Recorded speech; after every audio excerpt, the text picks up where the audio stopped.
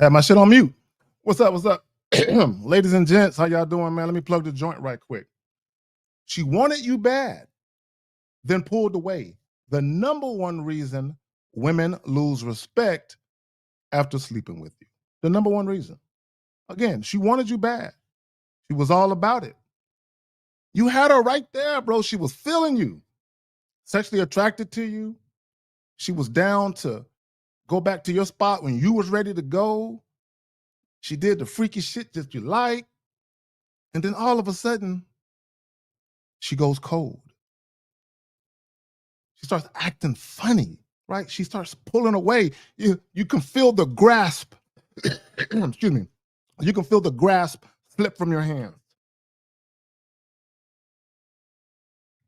All right, so I'm being all melodramatic and shit. Real quick, Wicked Scorpion, what's good with you, fam? Appreciate you, my brother. All right, hold on real quick. Wicked Scorpion, Unique 79 was good with y'all. Duke Lux was good with you. Mark Tavius was good with you, fam. Y'all gotta excuse me, bro. I got this fucking cough. Okay. So, real quick, we're gonna get off into this. She wants you bad, then pulled away. The number one reason women lose respect after sleeping with you. And I want guys to understand this. Let me toss this up there. Because I want guys to understand this. Right there. This is very, very important. When you give a woman your intimacy beyond the bedroom, that's non-sexual intimacy, going out on dates, Netflix and chilling, sometimes without the sexual feeling, holding hands, making out, but not fucking, texting a lot, all that type of shit. When you give a woman your intimacy beyond the bedroom, you give her the emotional stage. I need guys to understand that. And without boundaries, her feelings will run the show. Okay, I need guys to understand this. And real quick, shout out to the homie Afi Kingdom in the building. Shout out to the homie. I got to make you a mod, Afi. Shout out to you, homie. Shout out to Phoenix Miles, T Monroe. What's good? What's good with y'all? Ben 256. What's good with you, fam? So real quick, again, and I've always said this, right? The only time it makes sense for you to do things where you're opening up Pandora's box, so to speak, because anytime you do anything where a woman's emotions start to creep into the situation, if you're not ready to deal with that, whatever interaction you have going with the woman will be corrupted. I need guys to understand that. If you're not ready for her emotions and all they entail, you will be, bro. Okay, real quick, I'll tell you a story to go along with what I'm saying. And this is where guys' ego get the better of them, right? So I told a story years ago, right? One of my exes, she was telling me a story. Now, bear in mind, gentlemen, or any lady that might be listening, I was not there. So I'm just taking her word for the story that she's telling me. So she's telling me a story about this guy that she was having sex with. Now, this was the guy, as she stated, she said, we were fuck buddies. She said, basically, we just had sex. And this is what she said, and I found this interesting. She said, I would not blow up his phone to call him. I would not do that. What she said was, if he called me and I was free, I would make myself available to him. Or if I was really, really horny and I didn't want to add another body to my count, I would call him because I'm familiar with him, right? This is what she's saying. But she didn't really prioritize him. But she was down to have sex. But she wasn't down to do anything more than that, right? Now, what started to happen, and this is where I think a lot of you guys, if you're listening, some of you may do this subconsciously, and I think some of you may do this on purpose. This is kind of like the love bombing shit, right? So although he had sexual access, okay, he had sexual access, he wanted more. So now, again, this is what she was telling me. I wasn't there, right? So this is what she surmised from his actions. She said, what started to happen is he started to call her more and tell her shit like, I'm thinking about you. Sometimes I'll be missing you and shit, girl. How about we get together and it don't always got to be sex. We can just hang out, right? So he started doing that. Now, this is what she said. She said she started liking that. Now, I'm going somewhere with this. She started liking that extra shit he was doing. So she started to become attracted to him non-sexually. So now she started to call him more, right? You see this? She started to chase a little bit, right? See, the problem with guys, this is the male ego. He wanted her to chase for the dick, but she wasn't chasing him like that for the dick. She was chasing him like that for the non-sexual shit. Because he started giving it to her, she got kind of spoiled with it. Now, what he did was once she started to chase and call him more and wanted to see him, he ghosted her. He just stopped. And again, this is what she's telling me. What she surmised from that was he did that shit on purpose because of his ego, because he wanted me to sweat him. And because I wasn't sweating him, he started doing the love bombing shit, and it worked. It got me to sweat him a little bit, but I wasn't sweating him for the sex. I was sweating him for the other shit. And then that's when he pulled back. And I guess he felt some type of way. I don't know. I never meant to do it. I don't know. I'm assuming that he felt some type of way because he's like, oh, now you want to chase me. I got to do all of this shit. And now you want to chase me. And that's where guys have to be careful. Women are supposed to chase the non-sexual shit because that's the shit they want the most. I think women are supposed to chase that. Now they will chase the dick too, but you cannot allow your ego to feel like she's not sweating me because of my dick, and I want her to sweat me. So if she's not sweating me sexually, although he's having sex with her, he has access, but that's not good enough. He wants to be prioritized. That's your ego, and that's where guys get in trouble. She wanted you bad. She pulled away. The number one reason women lose respect after sleeping with you. Now, the story I told you wasn't necessarily the epitome of the title of this joint, but you get the drift though, right? So let me go ahead and there's something I saw right here. Oh, real quick, and thank you for Unique for reminding me with the question. Guys, if you have a question, I'm not gonna be here long. If you have a question, put a Q in the chat, followed by your question. This is a good time. Normally on the Manhood is the Skill Set show, a lot of you guys, your questions get passed over because of time, right? And also on the Real Game No Theory joint, oftentimes your questions get passed over because of time. So right now, because it's just me, right? It's the time, right? So ask them questions, right? So Unique says, can you expand on a woman being attracted non-sexually? I cannot fathom or grasp it. Okay. So let's think about a healthy relationship. Okay, what's a healthy relationship? What does a well-balanced, healthy, loving relationship look like for a man and a woman? Right? You have to be compatible sexually. That comes first.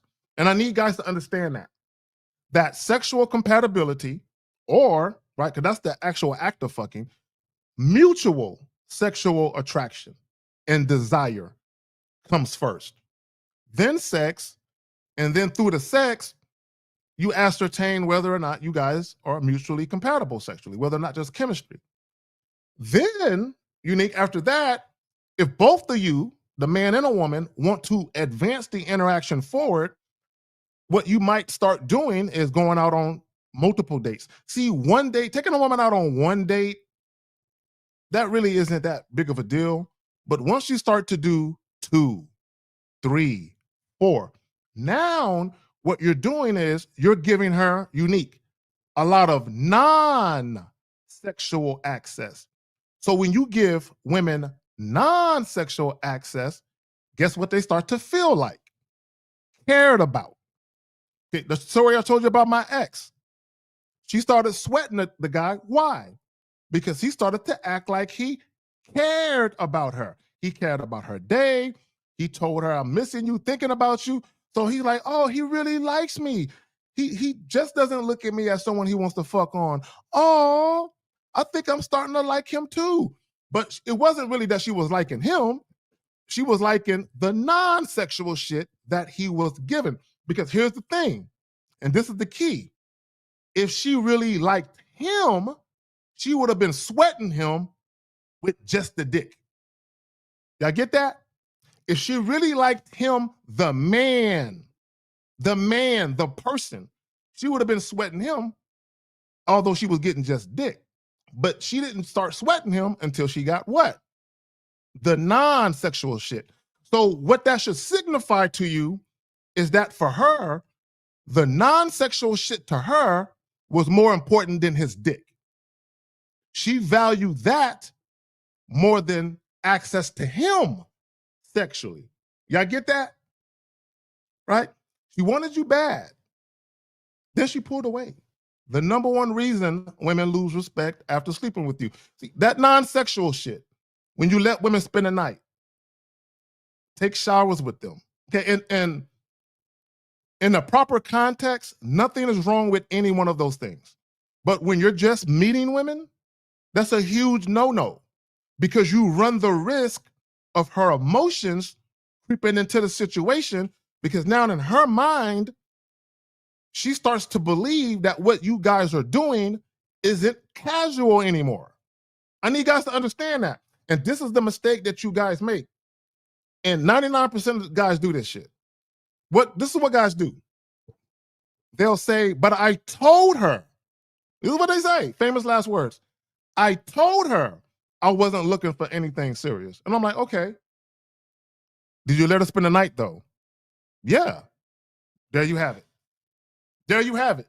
Guys, you cannot tell a woman, I'm not looking for anything serious, and then proceed to spend non-sexual time with her. Because a man who is trying to date a woman, guys, think about it like this. Right? If we're going to use the word courting, like back in the day and shit, or if you're dating a woman seriously, what's the one thing you're going to give her in abundance? Think about this.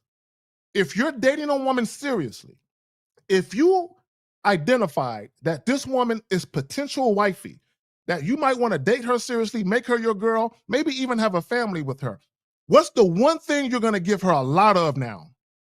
Non-sexual time, attention, and intimacy. It's going to be a lot of that. Y'all going to spend a lot of time watching movies together, laid up, you know what I'm saying, her feet in your lap, watching Netflix and, eating takeout and holding hands and walking through the mall. And you're going to spend a lot of time doing non-sexual shit, shopping together, going grocery shopping together, shopping for shit together. Women love that shit. Women love it. And you should only give it to women once you've identified that she is somebody that you want to date seriously. But not only that, more importantly so, someone who has earned it. She has earned it. You cannot give it to her simply because she's pretty. You cannot give it to her simply because you're fucking her. You cannot give it to her because you're lonely or because you have a tender dick and you're just so excited to have access to steady pussy. Guys, I get it. I get it. I know what steady pussy does. It calms you. All is right with the world. I get it. When you have a woman who is attractive and she's super attracted to you and y'all have great sex and it's a steady thing where you guys do it on a regular, I get it. But this is what happens. Too much of a good thing can be a bad thing. And what that means is a lot of you guys, you overindulge yourself. You overindulge yourself. You overdose on pussy. And through the process of overdosing on pussy, see, in your mind, you think you're just fucking because you're fucking her a lot. But in the midst of fucking her a lot, what else are you doing? Spending the night a lot. There's a lot of non-sexual time in between all of that fucking. But guys don't get it. So if you tell women, I'm not looking for nothing serious, but you give her a lot of non-sexual time and attention, she's looking at your actions. Fuck your words. Your words mean nothing at that point. Your words mean absolutely nothing.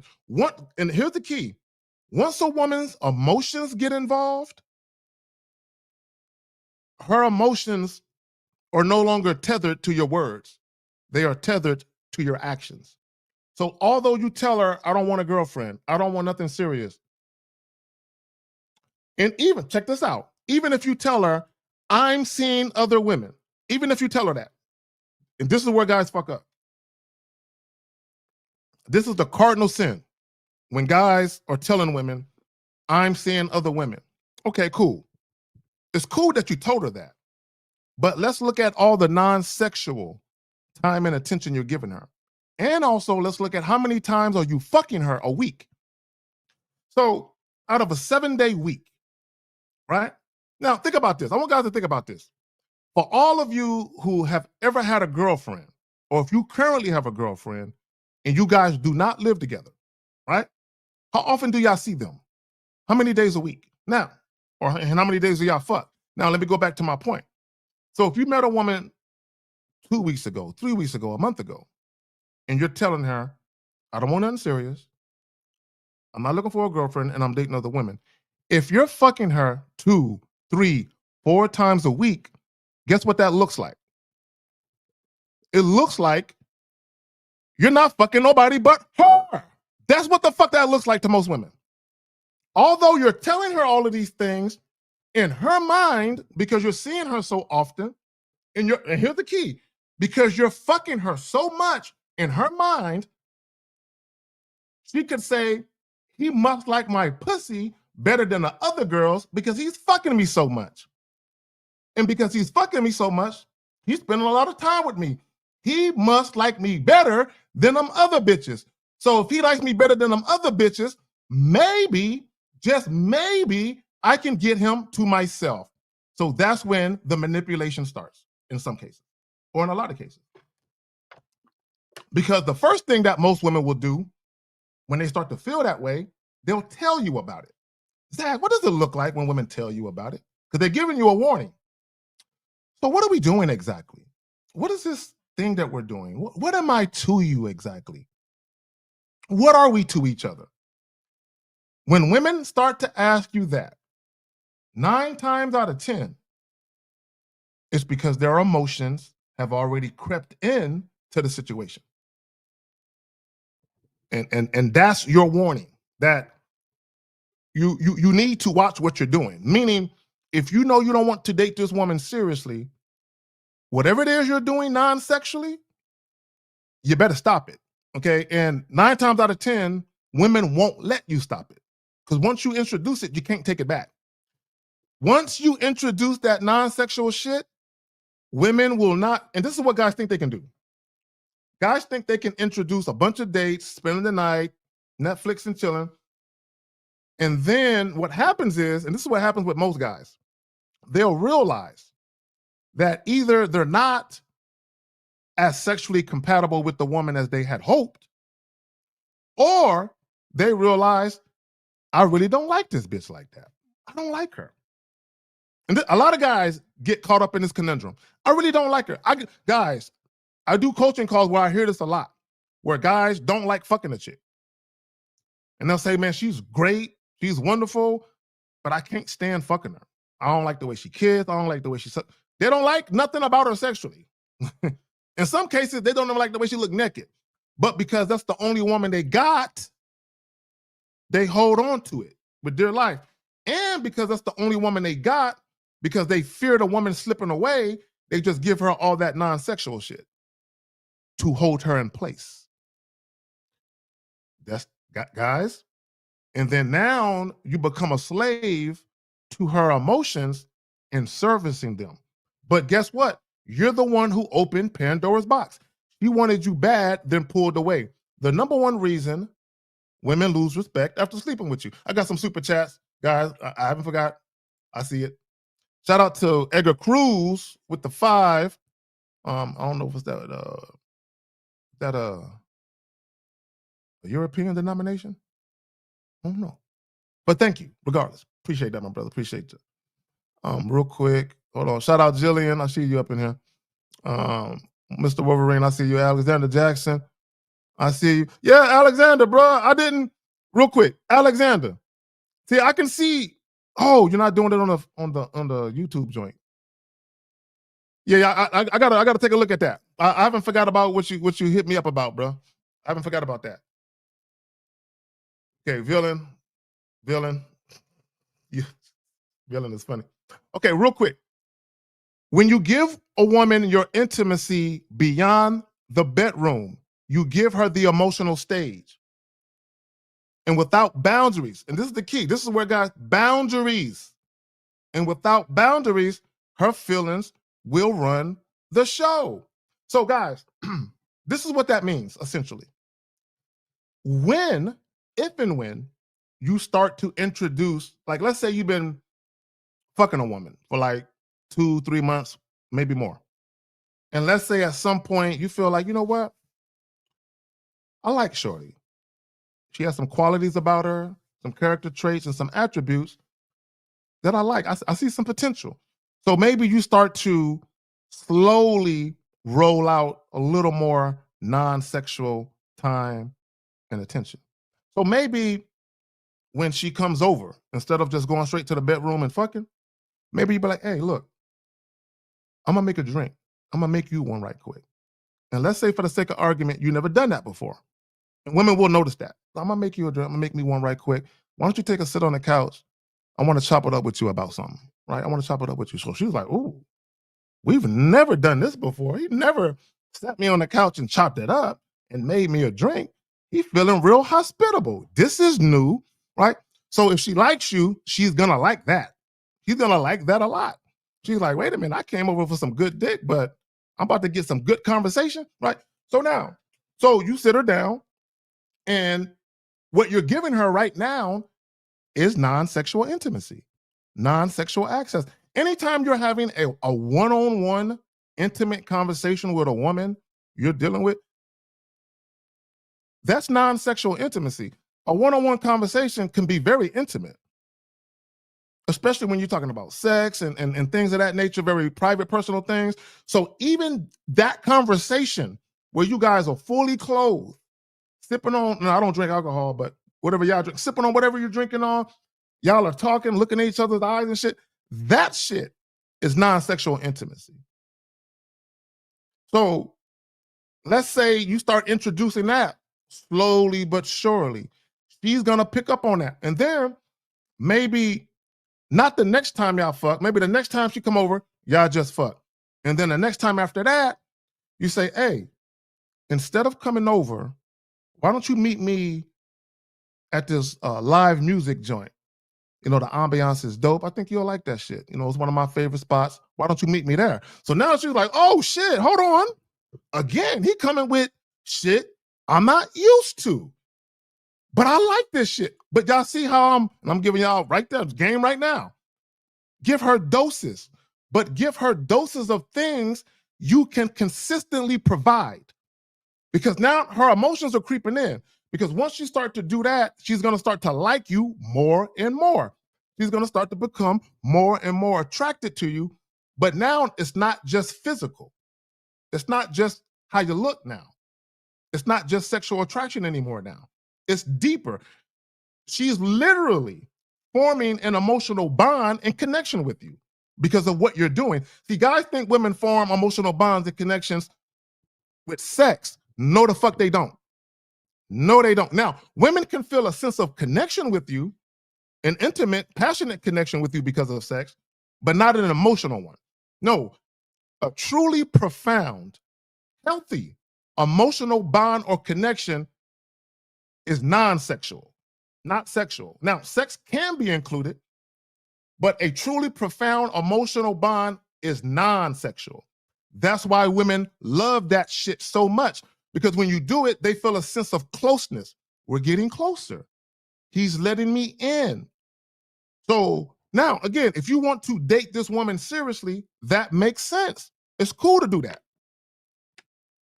But if you don't want to date her seriously, now you're just toying with her emotions. You're playing with her.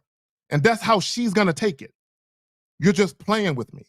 Because in her mind, even if you're doing this inadvertently, because a lot of you guys, you inadvertently introduce non-sexual shit, believing that, oh, this is what you kind of got to do.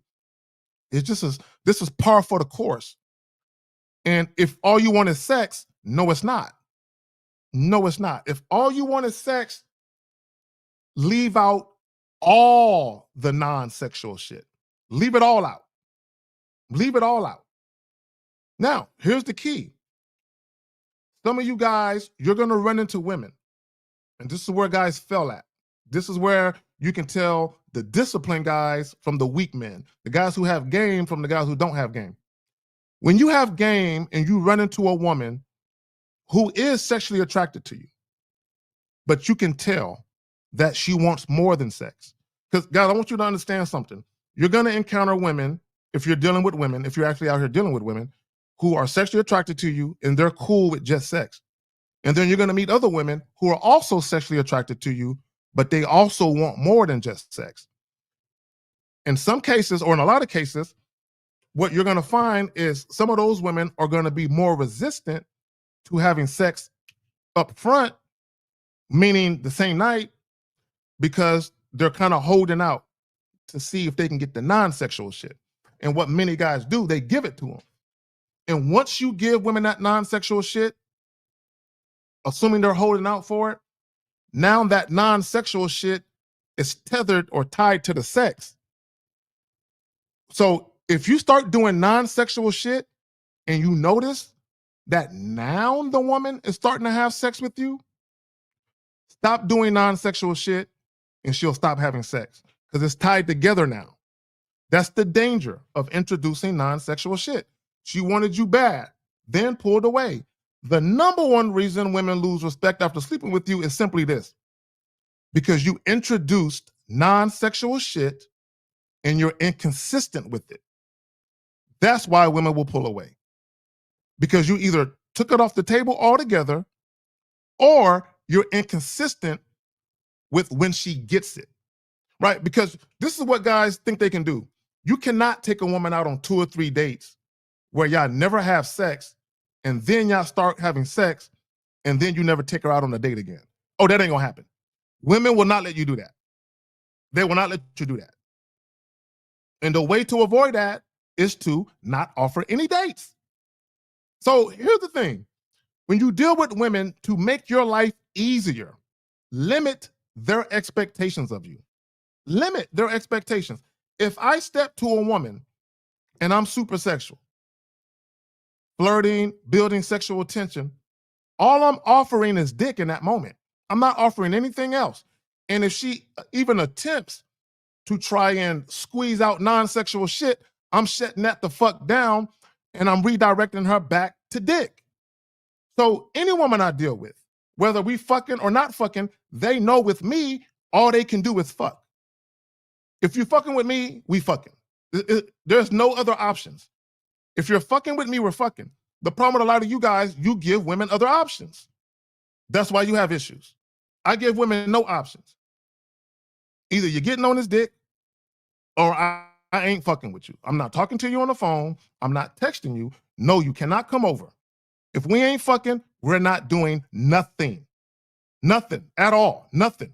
You get no access to me, especially non-sexual. And that's another thing. I want guys to think about this. And I want to try and wrap it up with this, with the non-sexual shit. So, and I've said this, what a lot of you guys are running into, especially you guys who follow women and you're very indecisive, you don't know how to lead, is you end up running into a tug of war. So what happens is you're running into women who know you are sexually attracted to them. So in their minds, they feel like he really values sex. I really value non-sexual time and attention. He values sex. So because he's following me, because I'm the one leading, he's going to give me what I want first. And maybe I'll give him what he wants on the backhand. And that's not even guaranteed. You can give women all that non-sexual shit you want. It's not guaranteed they're going to fuck you. But women still are going to want you to do that. And then guys are mad because you feel like you got your time played with. No, you played with your own time because you gave, and here's the thing about non-sexual intimacy, time, attention, affection. Women value that in many cases more than sex. Again, because non-sexual time, energy, effort, affection, and intimacy is paramount to a healthy relationship. So women value that. So women are making you guys give them what they value the most up front, and they are making you wait for what they think you value the most on the back end. So I want guys to think about how messed up your mindset is as a man when there's something that you value, right? Even though you shouldn't be valuing sex like that, but a lot of you do. Where there's something that you value, and a woman is saying, I know you value this, but give me what I value first, and maybe I'll give you this later. And guys are signing up for it all day. Signing up for it all day. Hope. Guys are signing up for hope because that's what that is. When women say, I don't know you like that, can we at least go out a couple times first? Once you capitulate or acquiesce to that, you immediately sign yourself up for hope. I hope I get this pussy. I hope she likes me. I hope I don't waste my time. I hope I don't waste my money. That's what you sign up for. All right, real quick, y'all. I know we got some questions. I'm going to get to them. And real quick, let me say this real quick. And this is my whole point about the non-sexual shit. Emotional access is more powerful than sexual access. Respect the responsibility. And this is where it comes with mitigating and managing women. And this is what guys don't understand when it comes to masculine leadership or just leadership in general. Guys complain all day about women not being submissive, about women not following men's lead and all that other shit. Why would a woman follow you if you can't manage her? Think about that. Well, you see it right there at the top. Leader, manager, right there at the top of the screen. Leader, manager. That's there for a reason. Why would a woman submit or defer to you? Deference, humble submission, and respect. Guys, once a woman's emotions come into the fray, you're responsible now. You might not like that, but you are. Once you start to do things and say things where it evokes a woman to put her emotions into play when it comes to you, you are now responsible for those emotions. Whether you like it or not, you're responsible for that shit. I need guys to understand that.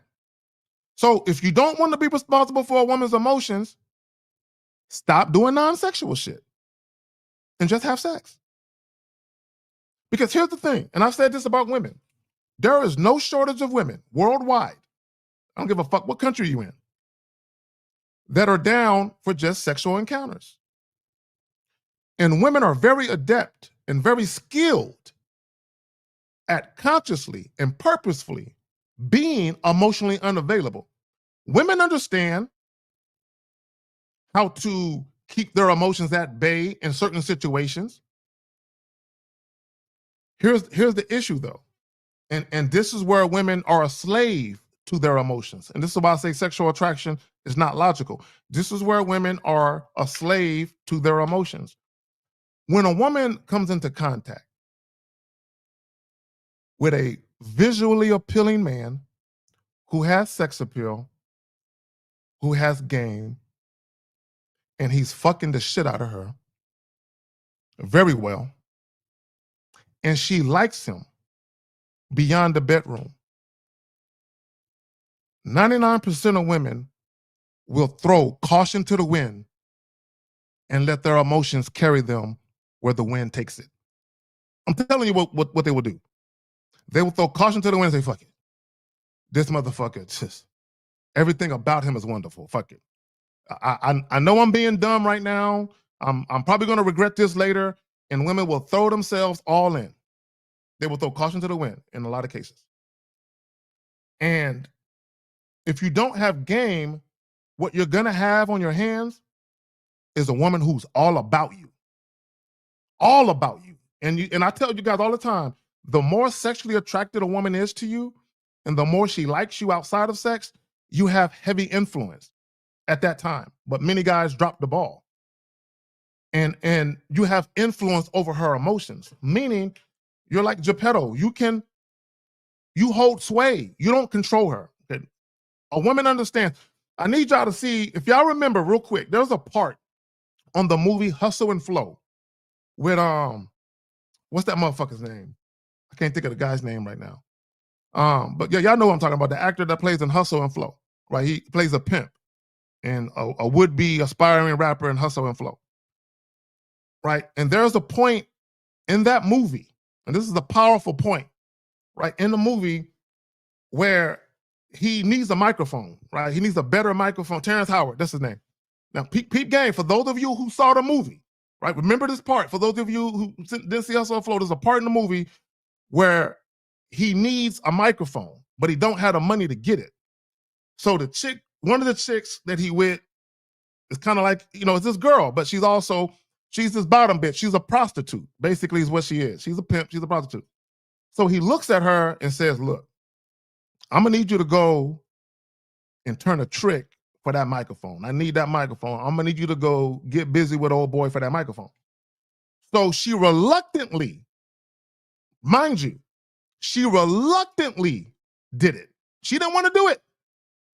But because he has influence, she reluctantly did it. Now, right here, emotional access is more powerful than sexual access.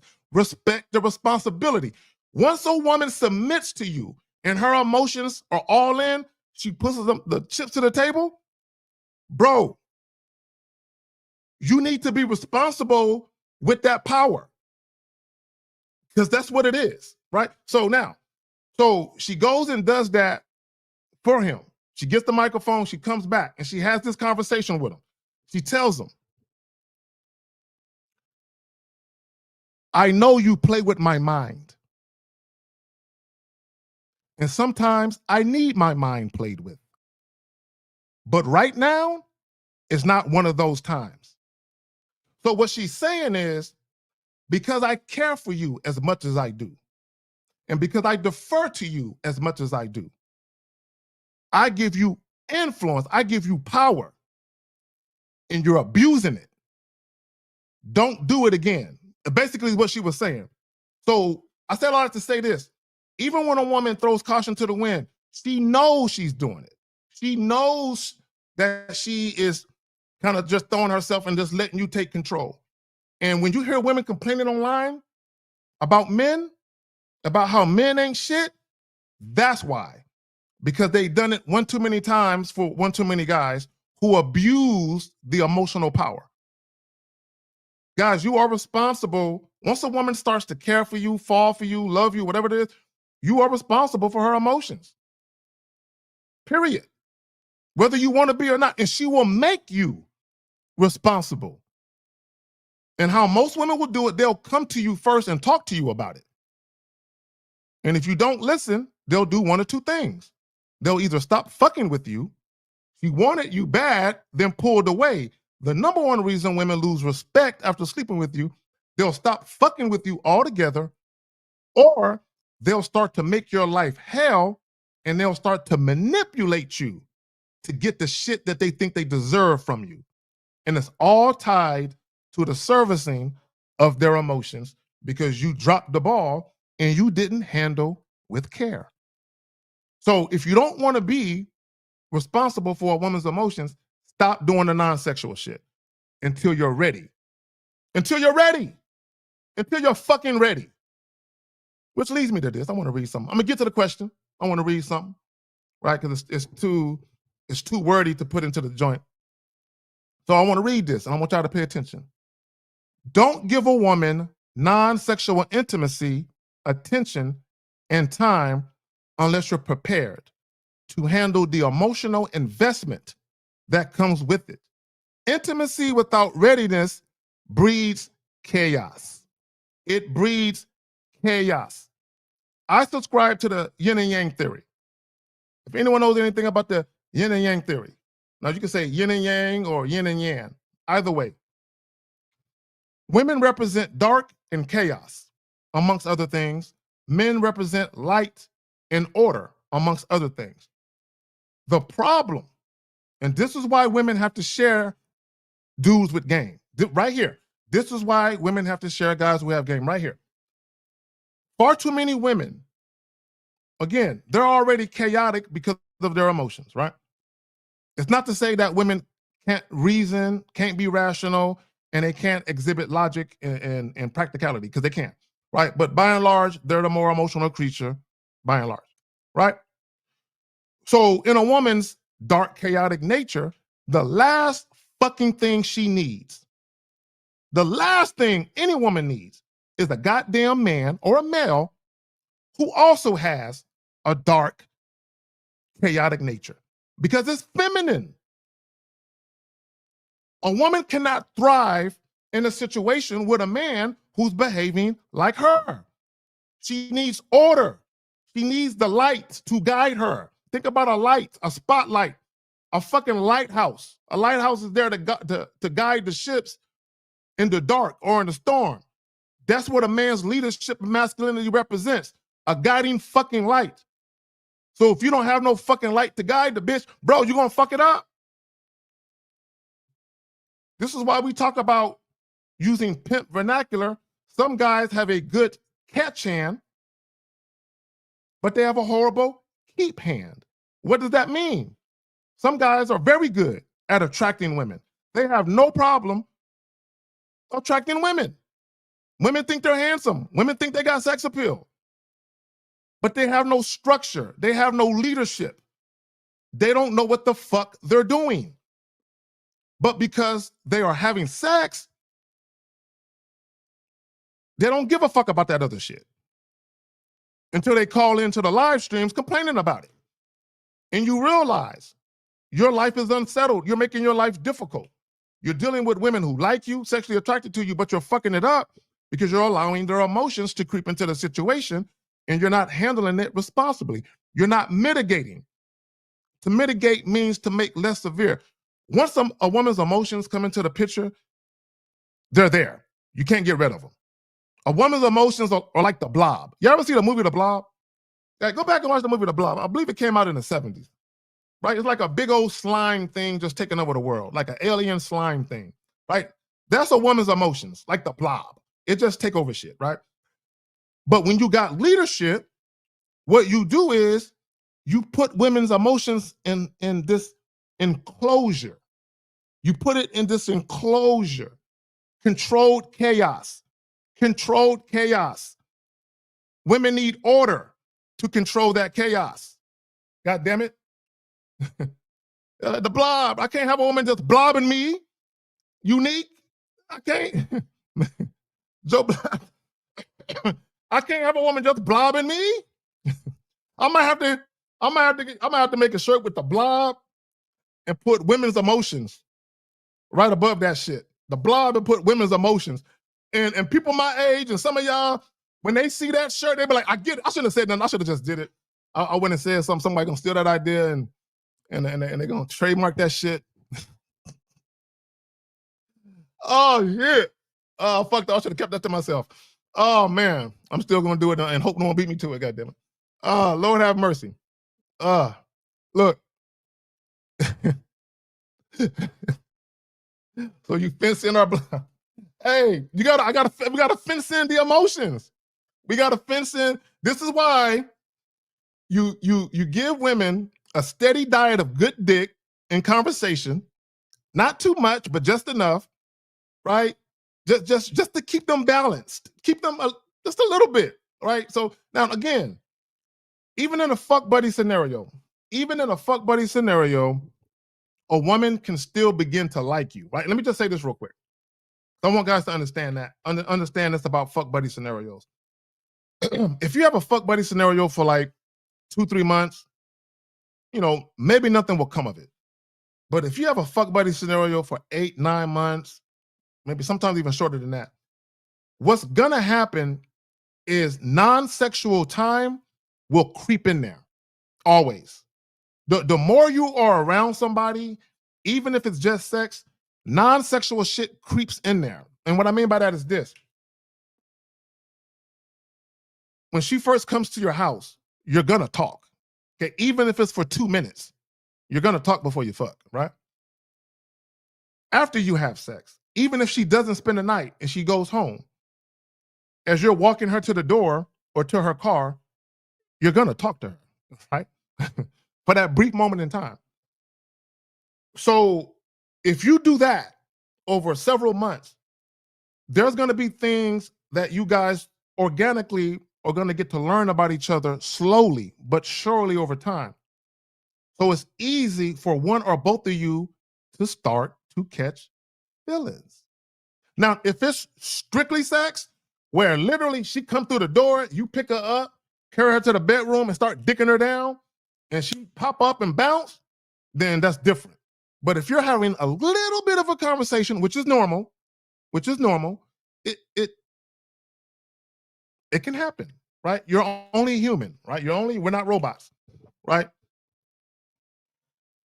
Oh, real quick. I know we had a question. I want to get to it. Hold on real quick, guys. Okay, James, I see your question. I got to make sure there's another question I saw. Oh, there it is right there. Okay. Mr. Sharp, I got you. I'm just going back.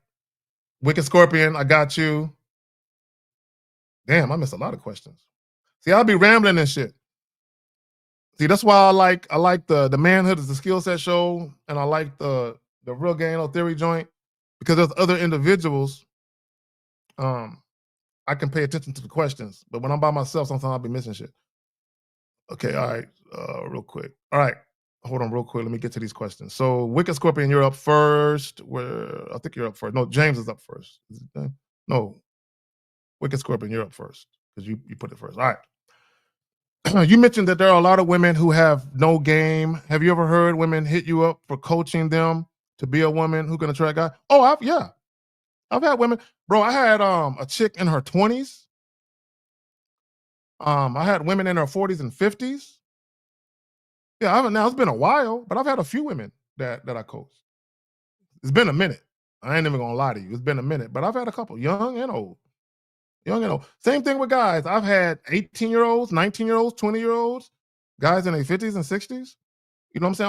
From all over the place. I'm all over the world. You know what I'm saying? So yeah. I've had it, yeah.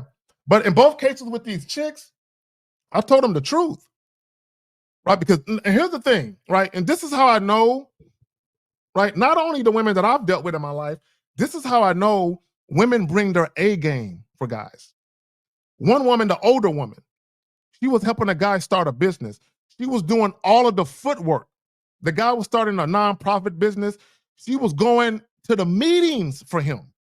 She was sitting in the meetings. She would spend hours. She was not living with this guy. They were not in a committed relationship. He was fucking other chicks, and she knew it. And she was cool with it. Guys, dude was fucking other chicks, and she was cool with it. And she was literally doing all of this footwork for him, but he was abusing it. He was abusing it. And I told her so. I told her that. I said, yo, he's treating you like a fuck buddy. Because he was treating her like a fuck buddy. But he had her doing all of this shit, and she was doing it. And she was getting tired of it. And she spent thousands of dollars on this nigga, bro. This is how I know, bro. When women really, really be feeling, bro, they dive in, not feet first, nigga, head first. And even a younger chick, same thing. But the younger chick, the guy didn't want her. And I kept telling her, the guy don't want you. But the older chick, bro, and she was a businesswoman. She had money. The dude had money too, but bro, I'm telling y'all, bro.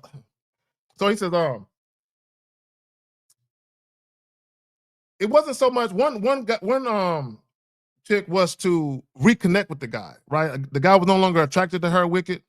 So she wanted to get him back. And I basically told her, you can't.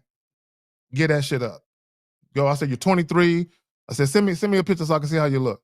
So how she look, I'm like, girl, if you don't get your pretty ass out there, start wasting time with that man who don't want you, young chick, you know what I'm saying? All right, shit, girl, I know you get hollered at. Get your ass out there. Leave that nigga alone.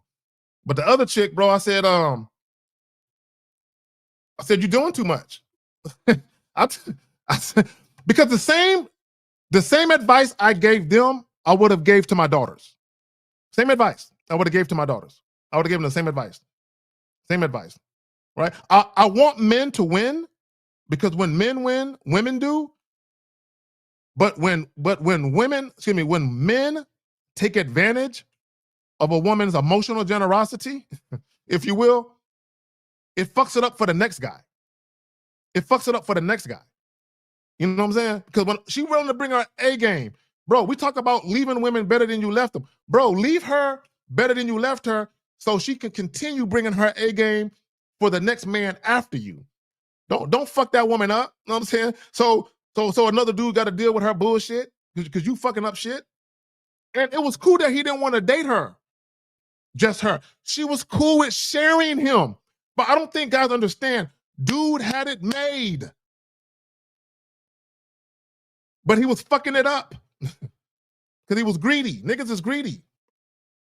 Okay, all right, so let me get back to the other questions real quick.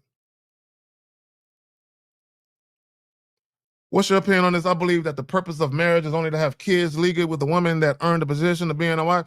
Yeah, that's pretty much how I feel. That's pretty much how I feel. That's just my personal opinion. People can get married for whatever reason they want to get married for. I see no reason to get married if you don't plan on having a family at all. I see no fucking reason. Okay, that's just my personal opinion. And I say that because there are benefits legally to being married and having kids that aren't there if you have kids out of wedlock.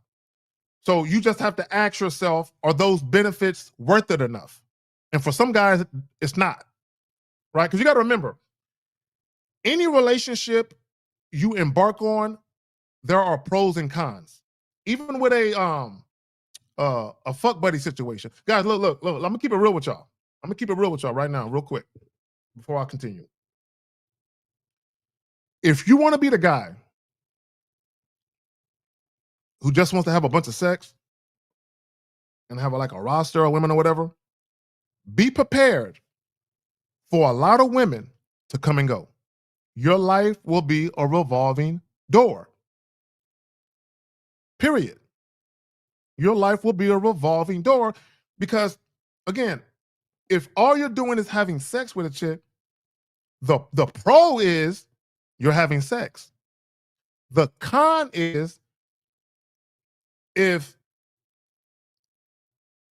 she started to like you more and she was actually a good catch, but you didn't notice it and you just overlook it, you can miss out on an opportunity and you can end up elevating or promoting the wrong woman later on because now you're desperate for companionship, whereas before you was good on companionship, but you overlooked something, right? And I'm not saying you should get with a woman because she has good qualities. What I'm saying is you can notice that though, right? Because look, if I notice good qualities in a chick and she's the type of woman that might have some potential outside of sex, oh, I'm gonna notice that. I'm gonna take note of that. And although I might not be down for a strictly monogamous, sexually exclusive relationship, she can be a girlfriend in a non-monogamous relationship with me, right? She can definitely be that. You know what I'm saying? If it pan out and she keep doing what she's doing. Yeah, but that's my personal opinion. Cause bro, look, I did it both. I did the having children out of wedlock thing. Then I did the get married first, then have kids a year later, which was perfect. When I did it that way, look, let me tell y'all something. When I did it that way, because I met my ex-wife, I met her. I had a house that I had previously bought, period. Previously. Then we got another house that she moved into first. I didn't move into it because I was still at the other house. And I wanted to wait. I said, you know what? I want to do it the traditional way, right? I wanted to try it. I just wanted to try it just to see, right? So I said, you know what? I'm in this other crib. I'm trying to sell it. I'm gonna wait until after we married to move into that house with you. You move in there first. I'm gonna wait till after we married. We're gonna be married for a year. Now, this is how I'm setting it up. We're gonna be married for at least a year. then we'll start trying to have a baby, right? Then, right? We got to be married for at least a year because I want it to be certain, right? Because again, this was going to be our first time living together. So I want a year. Stick, you got a year. This is a year trial run.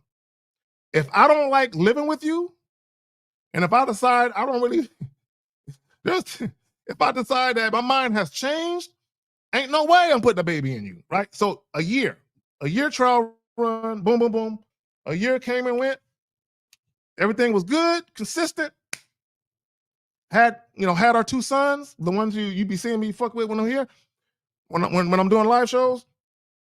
And I can tell you the difference between them and my other children out of wedlock, night and day. Because of that. You know what I'm saying? Because they got to be with their daddy for years under the same roof. For years under the same roof. Where the other ones, it wasn't like that. You know what I'm saying? Because of the relationship, right? So there's a big difference, right? In my opinion. That's just my personal opinion. Right? But everyone should do what's best for them.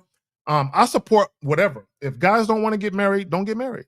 If you don't want to have kids, don't have kids. If you want to get married and not have kids, fine. If you want to have kids and not get married, fine. My thing is arm yourself with the information. Guys, know the laws. Know the laws. Right? Know the laws. Because a lot of guys, they're scared of divorce and all of that. I've been divorced. That shit did not financially wreck me. In fact, and I said it, she had to buy me out. I walked away with a check. And she still owe me money. If and when she sell that house, I still got stacks coming my way. And I walked away with a check. I'm saying she niggas is mad because they getting divorced and they breaking up. Nigga, I walked away with a check, a cashier's check. Leaving me gonna cost you, bitch. Checkmate. Leaving me gonna cost you some money, baby. When they say it's cheaper to keep her, nah, bitch, it's cheaper to keep me, bitch. Oh, shit. Oh, shit. True story. True story. True story. And how did I walk away? With a check, and I still got money coming to me later? Because I know the fucking laws. I don't just do shit. Oh, I love being me. She wanted you bad, then pulled away. The number one reason women respect. This is why I can't be mad, bro. This is why I can't be mad, bro. But I took that check and I said, these are my relocation fees, bitch. Oh, shit.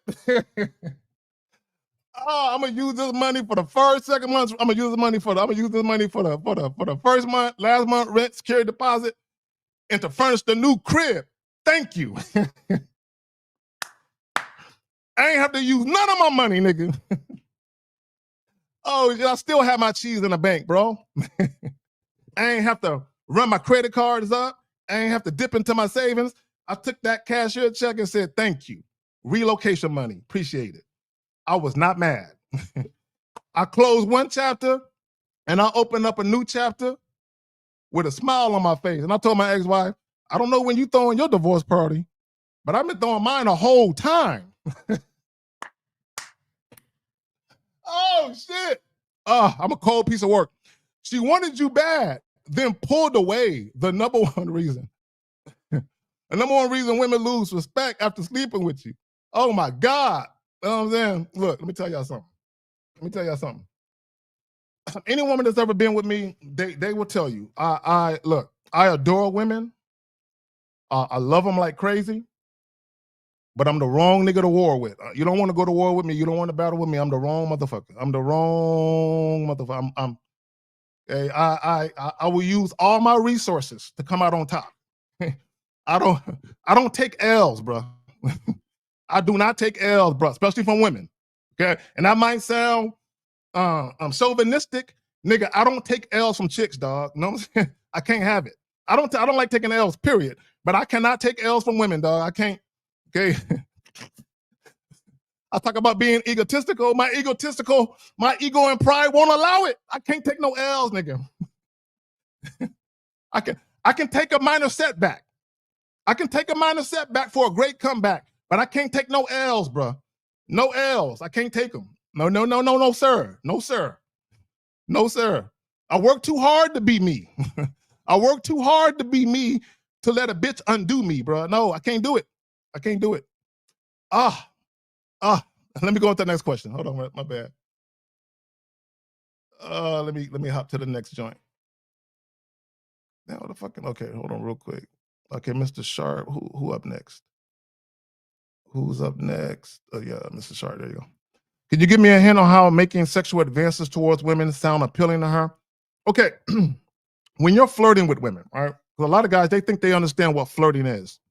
Flirting is not giving women compliments. Now, you can infuse a compliment until, I said until, you can infuse flirtatious, or I said, I'm fucking on my shit. You can infuse a compliment into your flirtatious banter. See, it took me a minute to get all them words together. You can infuse a compliment into that, right?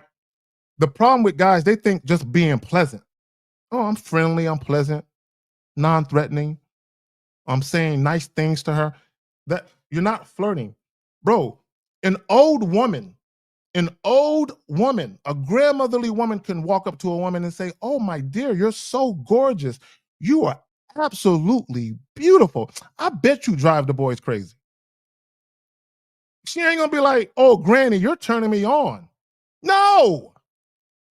So you think because you are a man that if you say the same thing, she'll take it different.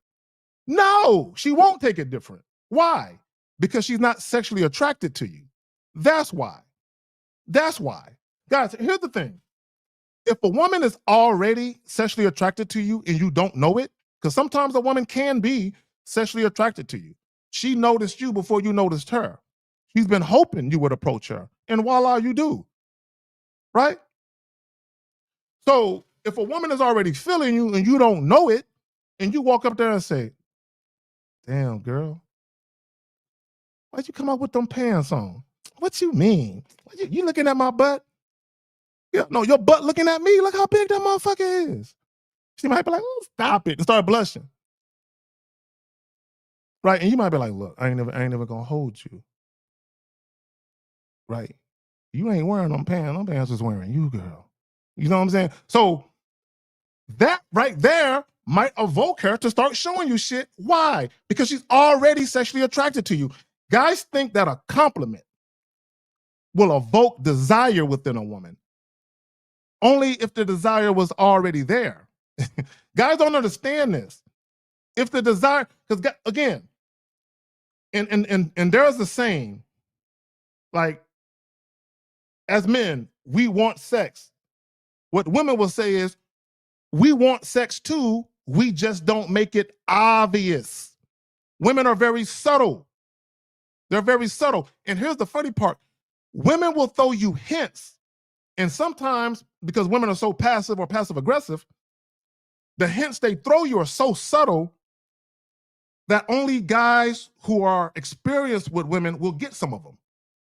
Sometimes a woman will throw you a hint and you won't pick up on it because you're not experienced. So sometimes women will throw you a hint, and because you don't pick up on it, women will either think you're not interested at all because you didn't pick up on it, or they might think, well, maybe he really don't know. And if he don't know, then he's not experienced. And if he's not experienced, do I really want to have sex with an inexperienced man? Because if I have sex with an inexperienced man, chances are the sex might not be good. So when we talk about your behaviors, even a lot of you guys, your behaviors, your topics of conversation, the questions that you ask women, scream inexperienced, inexperienced, inexperienced. Doesn't know his way around women, not used to attractive women. You're lighting up like a neon light. Women can tell, and you can't hide it. Guys think they can conceal that with words.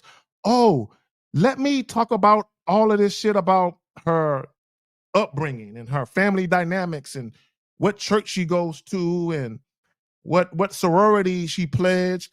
Guys think they can talk about all that shit and they can hide themselves in meaningless banter. You can't hide yourself. Pickaboo, she see you. She sees you. And this is how she sees you. So wait a minute. Let me get this straight. This strange man whom I don't know, never seen a day in my life, comes up, and I'm gonna get to the flirting, Mr. Sharp. I'm going a long way, right? I'm gonna get to your question. This strange man whom I don't know, he comes up to me, he gives me a compliment, he tells me how attractive I am. So instantaneously, she knows you want something. She knows that you want something from her. All women do. She knows this. So what guys don't understand is that what most women do is they look at you and they say, he clearly wants something from me, but he's not talking about a date. He's not talking about sex. He's talking about all this other shit about me. Why is he asking me these questions? Now, she might be answering them, but in her mind, she's thinking, what's his angle? What is he up to? Why is he talking to me about this shit? Because I know he doesn't care. He just met me. Why would he care about this shit? Right? So guys don't understand that, and you wonder why shit don't go nowhere. Now, in those cases, when you ask for a woman's number, in some cases, she'll give it to you. You offer a date. In some cases, she will accept. In some cases, she will actually show up. But beyond that, it will never get nowhere. Why? Because she was never sexually attracted to you. You just assumed that because she gave you some conversation. You assumed that because she gave you the number. You assumed that because she said yes to your date.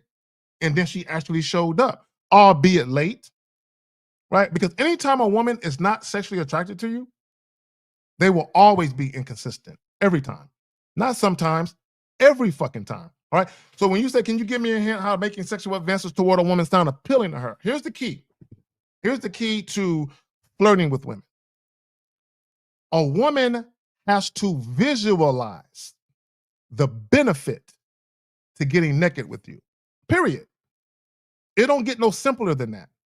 A woman has to visualize and realize the benefit of her getting naked with you. Because you have to understand, anytime a woman has sex with any man, even a man that she likes or is sexually attracted to, she is taking a risk in being judged for the sex. She's taking a risk in getting attached to the guy. And she's taking a risk. The initial risk is having sex, and it's bad sex. No woman wants to add to her body count. See, guys talk about body count. Every woman on the planet will tell you, no woman wants to add to her body count bad dick. Now, women have no problem adding great sex to their body count. They'll do that all day. But when it comes to bad sex or a bad experience with a man, they don't want to add that to their count if they can help it.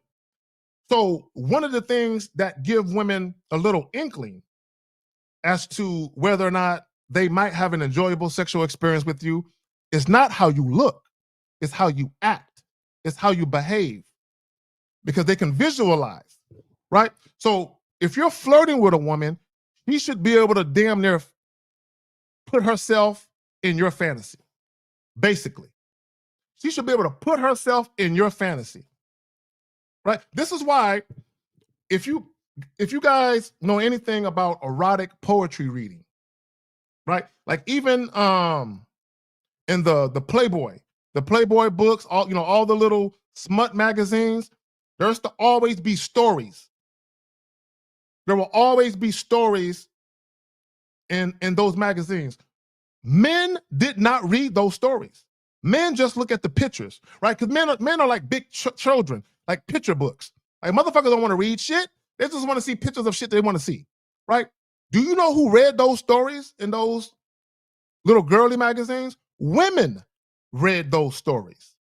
Women read them. And the stories would always be about how some guy, some dashing, sexually appealing guy, met this chick and is fucking her crazy. But it's real descriptive. It's way more descriptive than what I'm describing.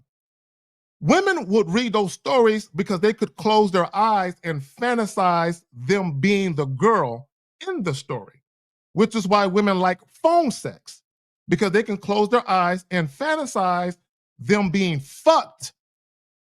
And it's almost like your words are coming to fruition. She can visualize herself like that happening to her. So when you talk about flirting, a woman has to visualize herself in a sexual situation with you. What are you saying to get her there? What are you saying?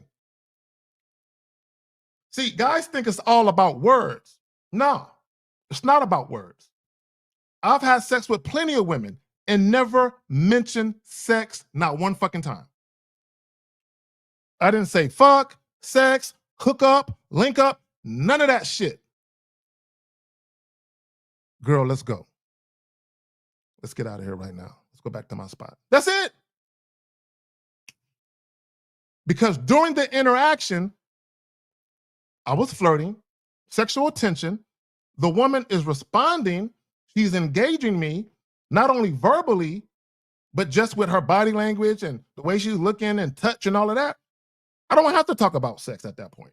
She's already showing me she's down to fuck. She's down right now. I don't got to mention sex. I just say, girl, let's get out of here. That's it. But the conversation, this is why, again, if I offer a woman a date, chances are we're going to fuck on the first date. I don't even like offering dates. But hypothetically speaking, if I offer a date to a woman, chances are we're fucking on the first date. Why?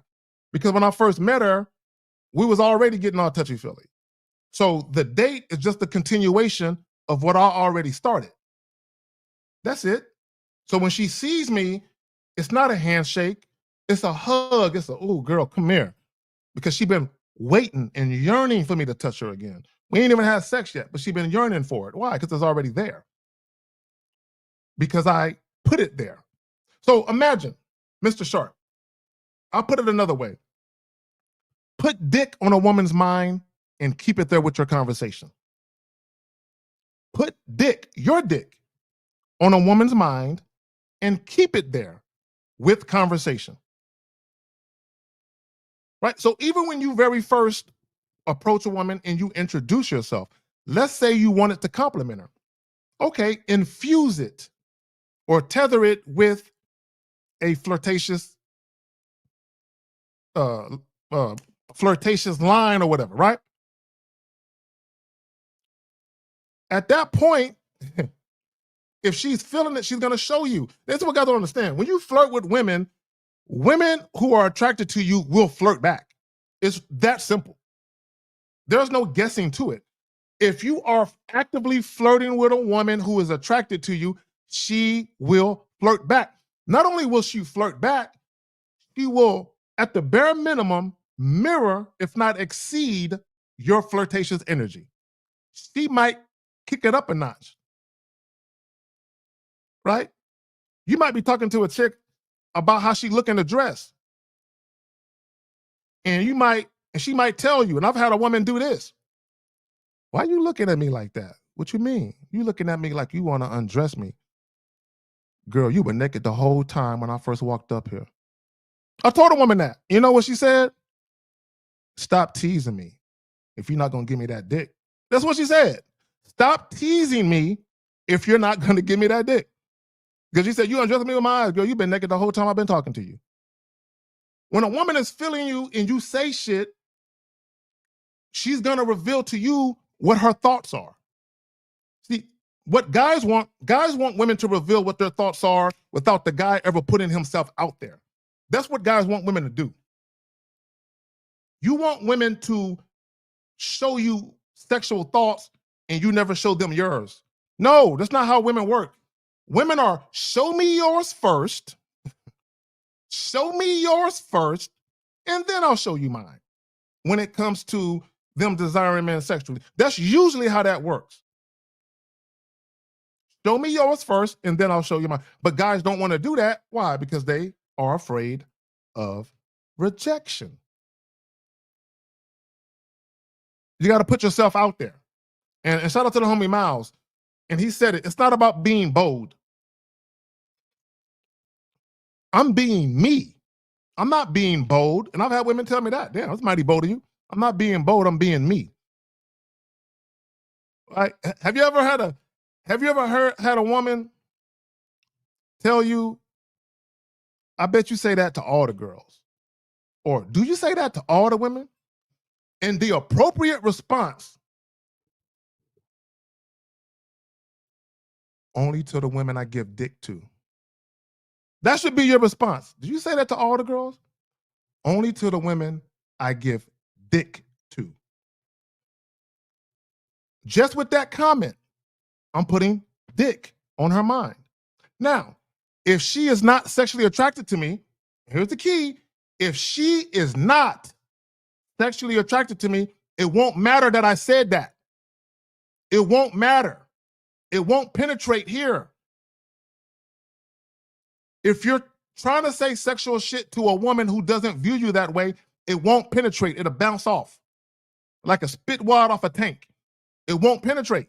It only penetrates with women that are already feeling you, although they might not be showing you that. But that's where you come in. This is why I talk about being assertive and interjecting yourself in a situation and asserting yourself and then getting a woman's response to you asserting yourself. But you got to do that. It's not the word. I keep telling you guys, it's not the words. Now, the words will come. Here's the thing about words. Real quick. Here's where words come into play at. Hold on, real quick. I'm gonna show you where words come into play at. And this is also where just taking control of a situation and leading it where both you and a woman ultimately want it to go in the first place. Right? Because women, and I said this about women don't want to think. They just want to feel. So when they're dealing with a man they are sexually attracted to, they want you to do all the logistics. They want you to do they want you to figure all that shit out and just tell them when and where. And they'll be there, right? So an example of how you might make something sound more appealing is, let's say you at whatever night spot you're at, and you're talking to a young lady, you're flirting, building sexual attention, mutual sexual attention. The woman knows you're feeling her sexually, and you know she's feeling you sexually. Both of you know this, right? So at some point, you might say to her, look, I don't know why we playing. You know I want to put this dick all up in you, and you know you want this dick all up in you, so let's go do that, right? And she says, oh, and she grabs on you and she pulls you close and starts grinding on you, right? I've had that happen, right? So what I'm telling you, I'm giving you a hypothetical story, but I'm giving you a hypothetical story on shit that happened, right? That was very similar. I want to, you got me so hot, I want to, but I drove and my girls, they roll with me and I got to make sure they get home safe, right? This is what she might say. So, and I want guys to understand what I'm about to say next. This is not about being thirsty. This is not about being desperate. Because she's not telling you no. She's telling you, I want to, but there's an obstacle in the way. I drove, my girls drove with me, I got to get them home safe. And she might not be thinking about this because she's so caught up in being attracted to you, she might not be thinking. She's just caught up in the feeling of what she's feeling. So this is where you as the man, you got to take your mind off of sex for a moment and off of how cute she is for a moment and make it happen. So what you could say, and what I've said to women is, let me ask you a question. Which friend do you trust the most? And she'll say which friend she trusts the most. And I'll say, has she been drinking? No, she don't drink. How about we do this? Go give her your keys. Tell her you're leaving with me. She's going to take your car, get your friends home safe, and she can come get you from me later on when I'm done with you. And the chick is like, why didn't I think of that? And she skips over there to Take my keys. Carrie, come here. Carrie, come here. Hey, this is Carrie. This is Carrie, y'all. I'm leaving with Carrie. Um, he's gonna text me the address. I'm gonna text it to y'all, and y'all can come get me later. And she's out of there.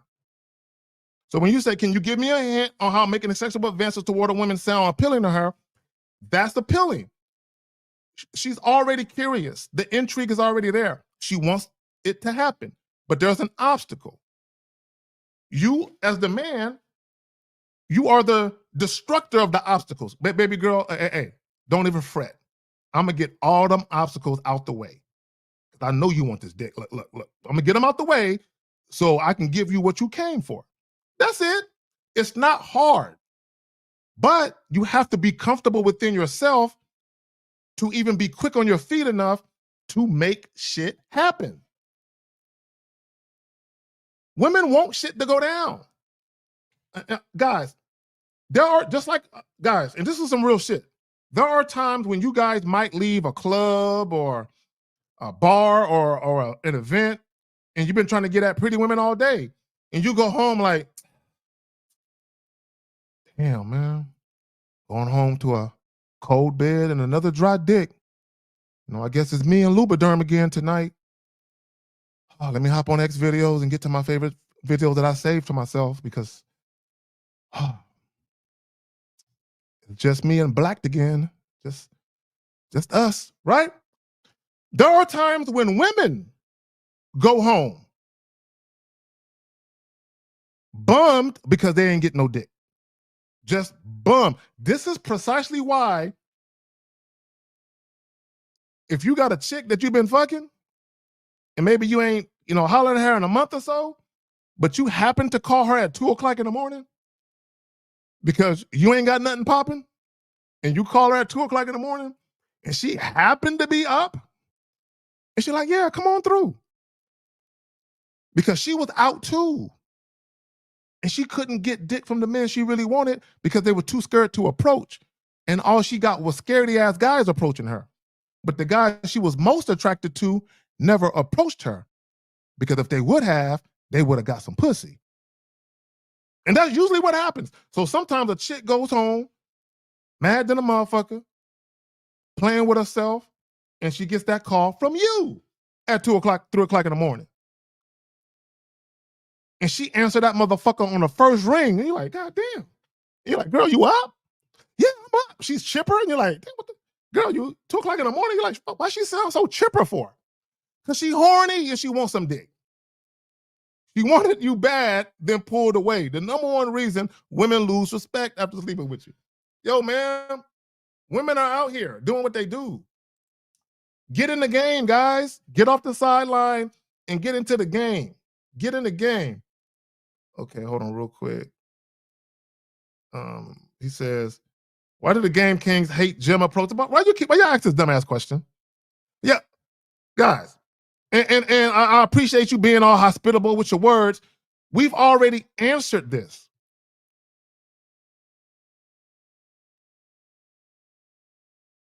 And villain, it don't work for you. You're not getting women in the gym. So let's read your comment. Why do Game Kings hate gym approaches so much? It works. And the women are amazing. Perfect. Bro, you're not, come on, stop it, bro. Okay, villain, put into the chat. How many women have you had sex with at the gym? Because you're always asking approach questions. So when you say it works, who does it work for? You or other guys? Who is it working for? Guys, here's the thing. Okay, and I'm tired of talking about this shit. We know that people fuck at work. There are office romances all the time. We know this. We know that people who go to the gym together end up fucking. We know this. We know that people who are in college or trade schools together end up fucking. We understand this. It happens. It's normal. It's commonplace for motherfuckers who are around each other that frequently to end up fucking. It happens. Cool, I got it. Here's the problem with you motherfuckers, though. Y'all are only talking to those women. You are only talking to women you've been around for weeks and months, and you're scared to approach a woman you just saw. That's the problem. If you're the type of guy where you talk to women everywhere, clubs, bars, gas stations, grocery stores, picking up your dry cleaning, bar mitzvahs, quinceañeras, funerals, weddings, baby showers. If you talk to bitches everywhere, and if you talk to them at the gym or your job, I have no problem with you at all.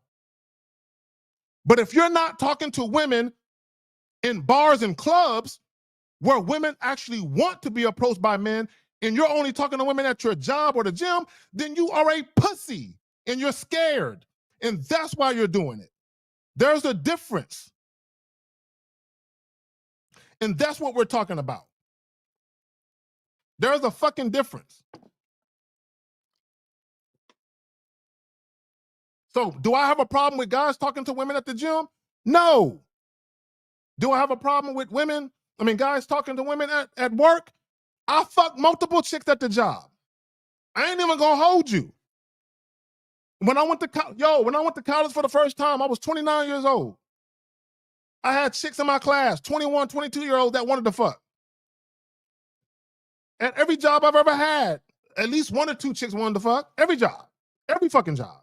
Starting when I was 16 at Burger King. From that job all the way up until fucking now. At least one or two. So I understand it. I get it. And I definitely will fuck a classmate. I am not above fucking a classmate. I most definitely would. Co-workers, I most definitely would. Drop off dick like Uber Eats to co-workers all day. But what I don't do is see a co-worker chick. Okay, I'll give you an example. I'll give you a prime fucking example of how you should do it if you fuck with a chick at work. And I don't want to talk too much on this. The very first time you notice her, go talk to her now. Why are you waiting weeks and months to do it? And that's what guys at the gym do. Or when they go to college or whatever, or at work, y'all wait a long fucking time. Y'all just stare at the bitch for weeks and months. And then finally, you work up the fucking nerve to go talk to her. But even then, you're still passive and indirect. And she knows you've been staring at her. Y'all think y'all can hide it? Guys,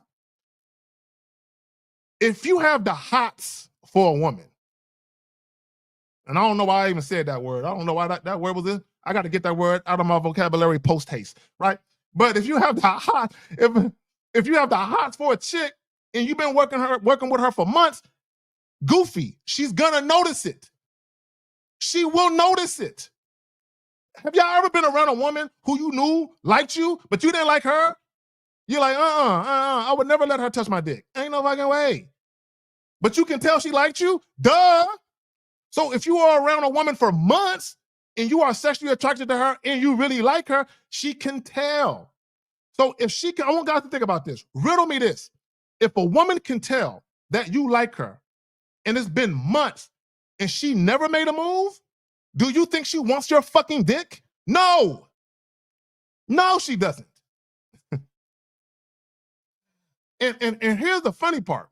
Now, there are exceptions.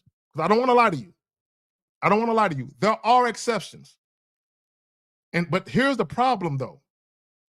If you wait weeks and months to hit on a chick, and you've been talking to her platonically and having these coworker chats and all of that, and especially if she's been sharing private shit with you, but you never really try to hit on her, so you've been allowing her to talk to you about her dating woes, maybe an ex or something like that.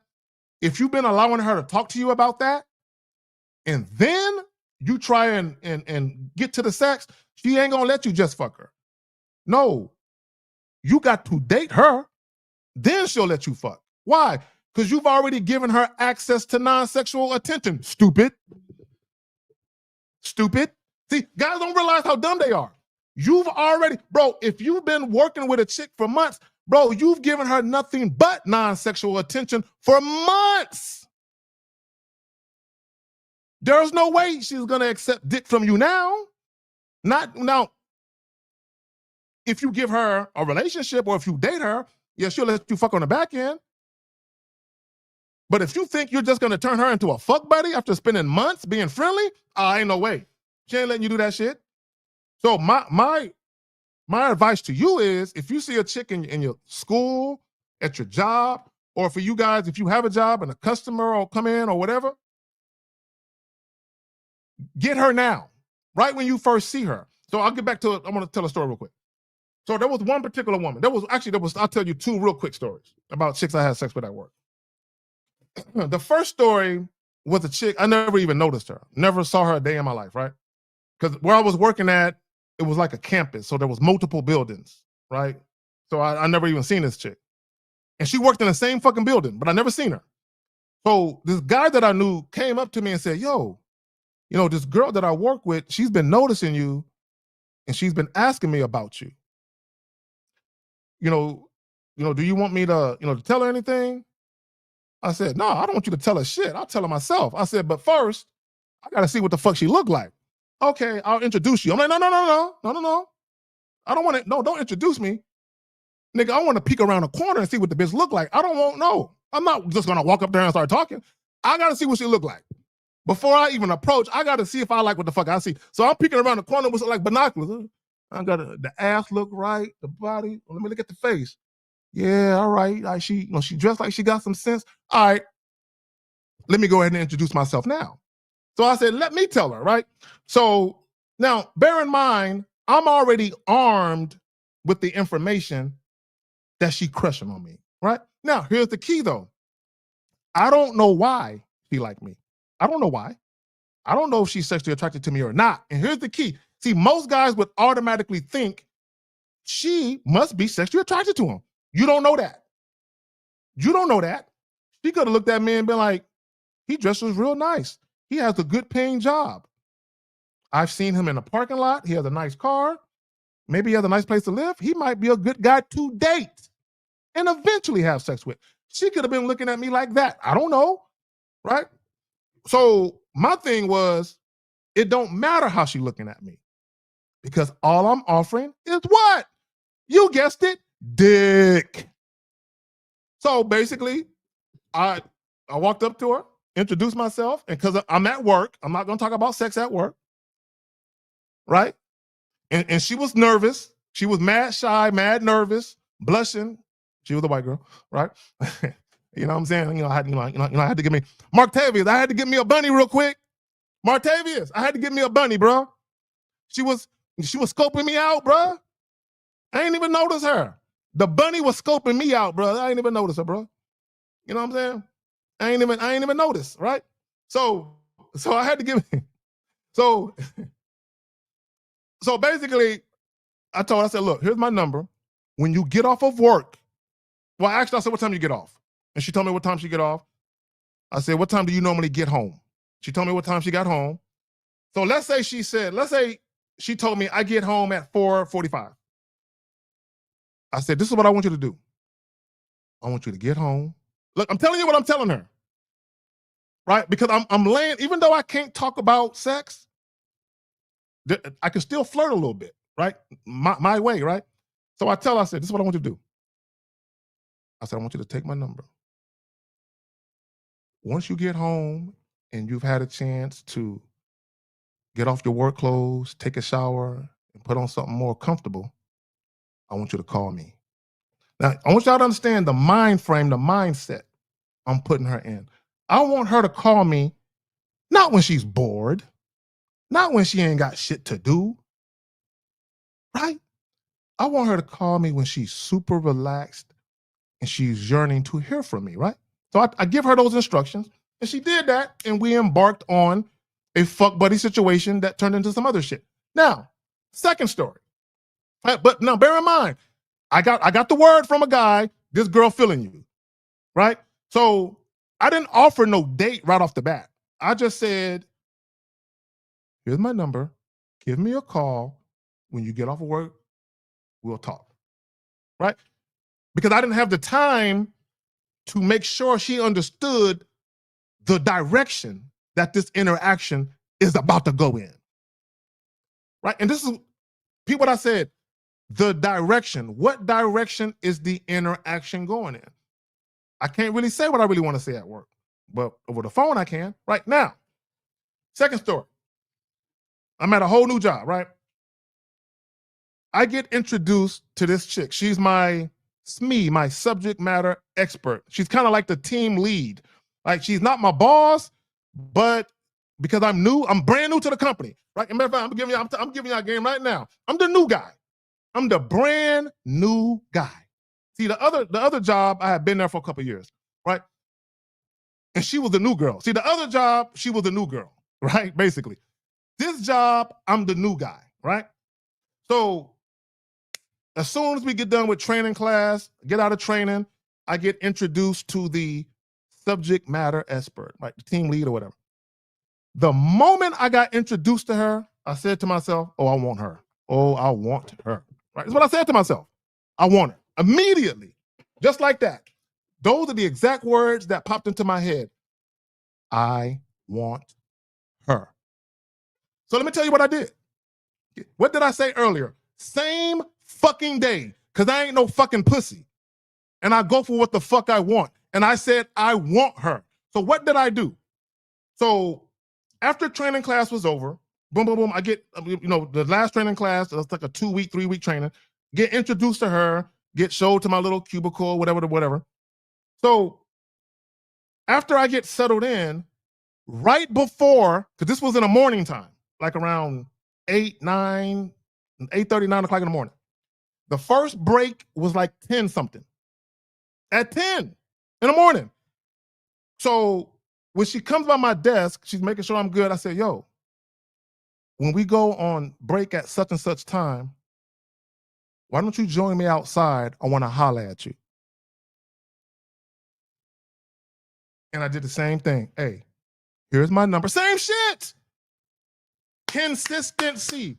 Whether I get word that a woman is feeling me or a woman approaches me or whether or not I'm the one initiating, I'm doing the same exact thing. I'm setting up the situation exactly how I want it. Either way. And it's only going to be my way. This is the direction the interaction is going in. And we fucking first. That's what we're doing. And here's the funny thing. And I'll move on from that. The second chick, look, before we even had sex, and this is a true story, I swear to you. Her and I, and this was, again, I take her out in the morning on break. We're outside, right? I get her alone because I don't want to talk in front of nobody. And I get her outside, and I'm not talking sexual. I'm just talking. I'm flirting playfully, but I'm leaving the sex out of it because we're still at work. So I hit her with the number. Now, later on that night, when she hit me up, during that phone call, now bear in mind, no dates, we hadn't had sex. I just met her this day, the same day. I just met her earlier in the morning. During the phone call later that evening after she called me, based on the direction I was taking it in, she says this to me. Oh shit, maybe you can be my new fuck buddy. This is what she says. Maybe you can be my new fuck buddy. But that's not, no. You're moving too fast, baby. When she said, maybe you can be my new fuck buddy. See, for a lot of you, that would have been words to you, to your ears. And I'm like, oh shit. My thinking, hold on. And I told her, I said, perhaps, but there's one thing we got to do first. We got to get the fucking out the way. We got to make sure that I'm feeling what you bringing and that you feeling what I'm bringing. And if we like it, then we can embark on a potential fuck buddy journey. And then boom, it happened, right? But the point is, everything was set up exactly how I wanted it to go. Here's the key though. I was dealing with women who were sexually attracted to me now, right now. The very first conversation I had. Although I'm at work, I'm not talking about sex with either one of these women at work. But the way I'm talking to them, I'm already planting the seeds. So that way, when they called me in the evening, all I did was I picked up where I left off, because I was playfully flirting at first, and then I turned it into sexual flirting over the phone. It's that simple. It's that simple. It ain't hard. But you got to stop being scared, though. A lot of guys are scared. That's your problem. You're just scared. Stop being scared. Okay, hold on. I got another question right here. He says, when will you have your own Dolo phone line and where can I call you? Okay, I tried to do the phone line thing a couple times and I always had issues with that shit.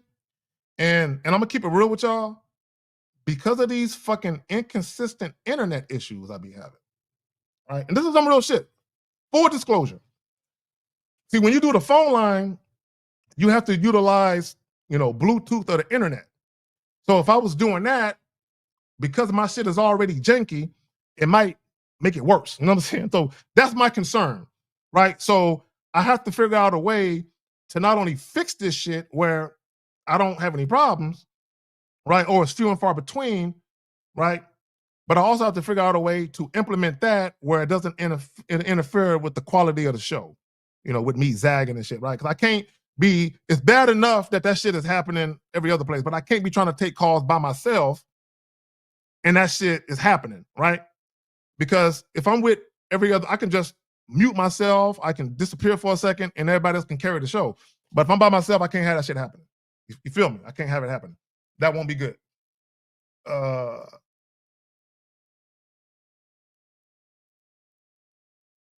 bro. Hey, bro. Hey, it'd be horrible. It'd be horrible. And the fucked up thing about it, Unique. What if I did a call in and I had a good turnout, but then I started zagging and lagging and the phone started tripping? Do you know how many people will stop watching? Like, I can't watch this shit. I can't hear him. I can't hear the caller. It would just be a mess, bro. Like, I got to fix it before we do that. You know what I'm saying? You know what I'm saying? And then we'll see. Trust and believe. I want to have one, but I got to make sure that it's working right consistently. And then we'll implement that. All right, guys, real quick. Last round of questions. I'm about to get up out of here. I got some shit I need to do. Again, she wanted you bad, then pulled away. The number one reason women lose respect after sleeping with you. So I'm gonna hit y'all with a couple of these tidbits. Guys, emotional access is more powerful than sexual access. And it's harder. I need you guys to understand this. It's harder for a woman to fall in love with a man than it is for her to give up sex. I need you guys to understand that. It's harder for a woman to fall in love than it is for her to just simply give a man access to her sexually. It's harder for that. Because the investment, right? The emotional investment could fuck with a woman, right? Guys think that the sexual investment is a big deal to women. No, it's not. A woman fucking you is not no big investment. It really isn't. And the reason why it's not a big investment is because she wants to do it. So it's not an investment. Guys, the only time sex is really an investment for a woman is when she's having sex with a man that she's not sexually attracted to. Okay, an example would be a prostitute or a call girl, any type of sex worker. For them, sex is an investment because they're having sex with men they don't want to have sex with. And they're only having sex with them because of money. Anytime a woman is having sex with you because of your resources, trips, you're paying bills, money, a bunch of dates, whining and dining, sex is an investment for her, which is why she's making you invest your resources first to get to the sex. That's how that works. But if a woman is having sex with a man she is sexually attracted to, that's not an investment. This is why I say sex is the lowest form of investment. Sex will always be the lowest form of investment when women are having sex with men they sexually desire. Sex is only a high form of investment for women with men they don't want to fuck. But then you have to negotiate, like the PUAs. See, the PUAs, they have negotiated sex. And if and when they do have sex, they have sex with women where women feel like sex is a high investment for them, which is why when women make you spend a lot of non-sexual time in dates and on the phone and they want to tell you about their life, when women heap all of that shit on you and they want you to give them all of that before they give you sex, what they're telling you is, I don't desire your dick enough to just simply take your dick. You have to give me more. You have to give me more shit because I'm not sexually attracted to you enough to just accept sex from you. And what guys need to stop doing is dealing with women who do that. Bro, I'm not dealing with And let me just say this, two things. I have never dealt with a woman beyond, you know, the initial interaction, and I would never deal with a woman who won't accept that. If you're dealing with me, you have to accept that. You have to accept that it's just going to be dick. Now, there is an outside chance that it could be more than just sex, but I'm not going to tell her that. I would never tell a woman that. I would never tell a woman there's a possibility, there is hope for you. I would never tell a woman that. I have to snatch hope right away, okay? Not because there is no hope, but because I can't promise that. I don't know what the future holds. It's not guaranteed I'm going to like her. Right? I don't like fucking the same chick for too long anyway. So I might get bored of the sex quick. Who knows? I don't know. Right? My mind can change. Hold on real quick.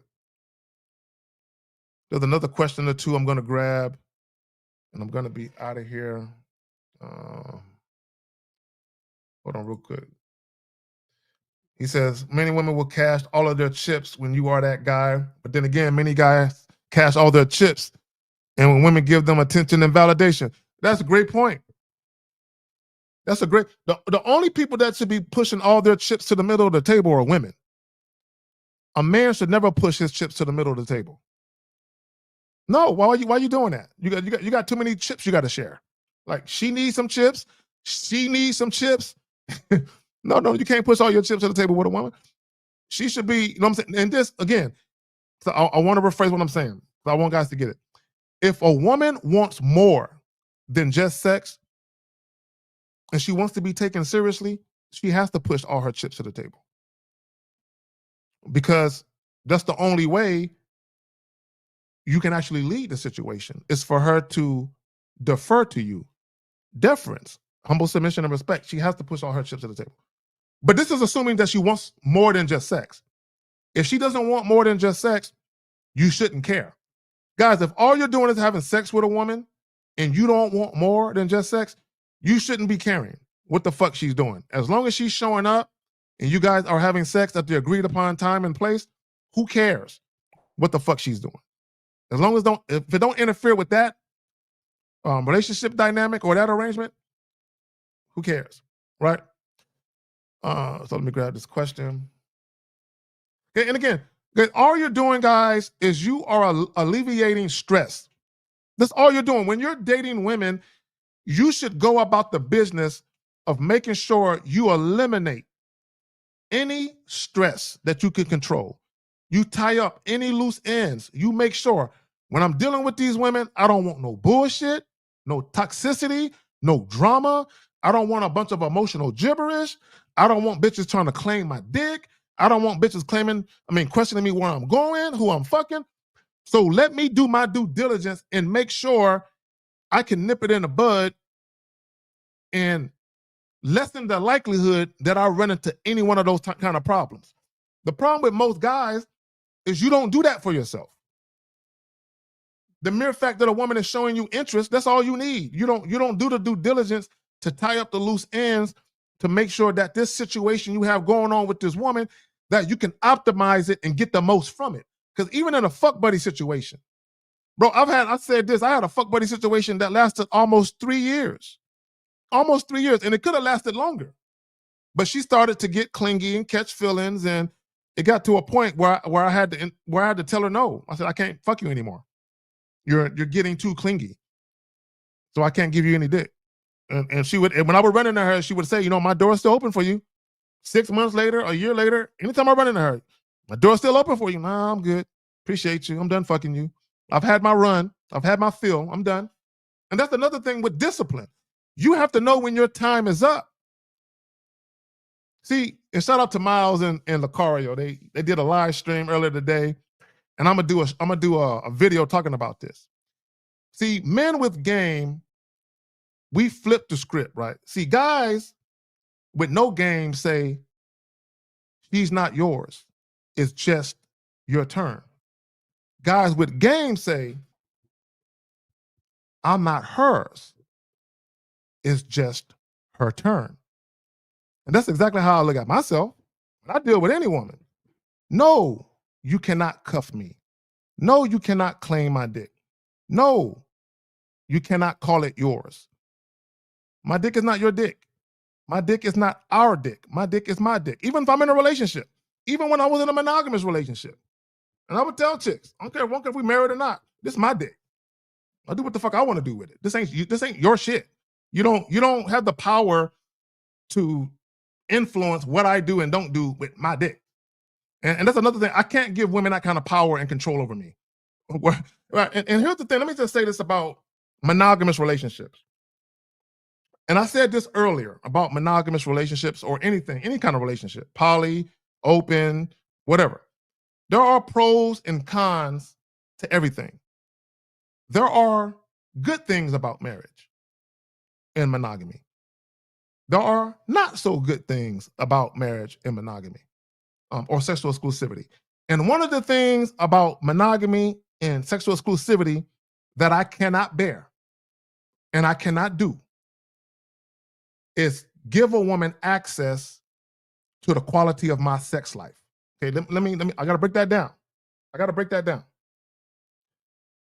That's why the monogamy, the sexual exclusivity, I can't fuck with it. I cannot put one woman in charge of the quality of my sex life. So whenever she gets a wild hair up her ass and she's in a mood or something, what if she don't want to fuck? And she's the only woman I got access to. Right? But I'm supposed to be faithful and shit? But chick don't want to fuck me? Right? And I've never been in that situation. Every woman I've dealt with, you know what I'm saying, well, wanted the dick all the time anyway. So I've never had a problem with women withholding sex, but a lot of guys do. So if you are in a monogamous sexual exclusive relationship and you're not the cheating type, you're kind of fucked. And if you are the cheating type, you're still fucked. Because if you cheat and she find out, it's the problem.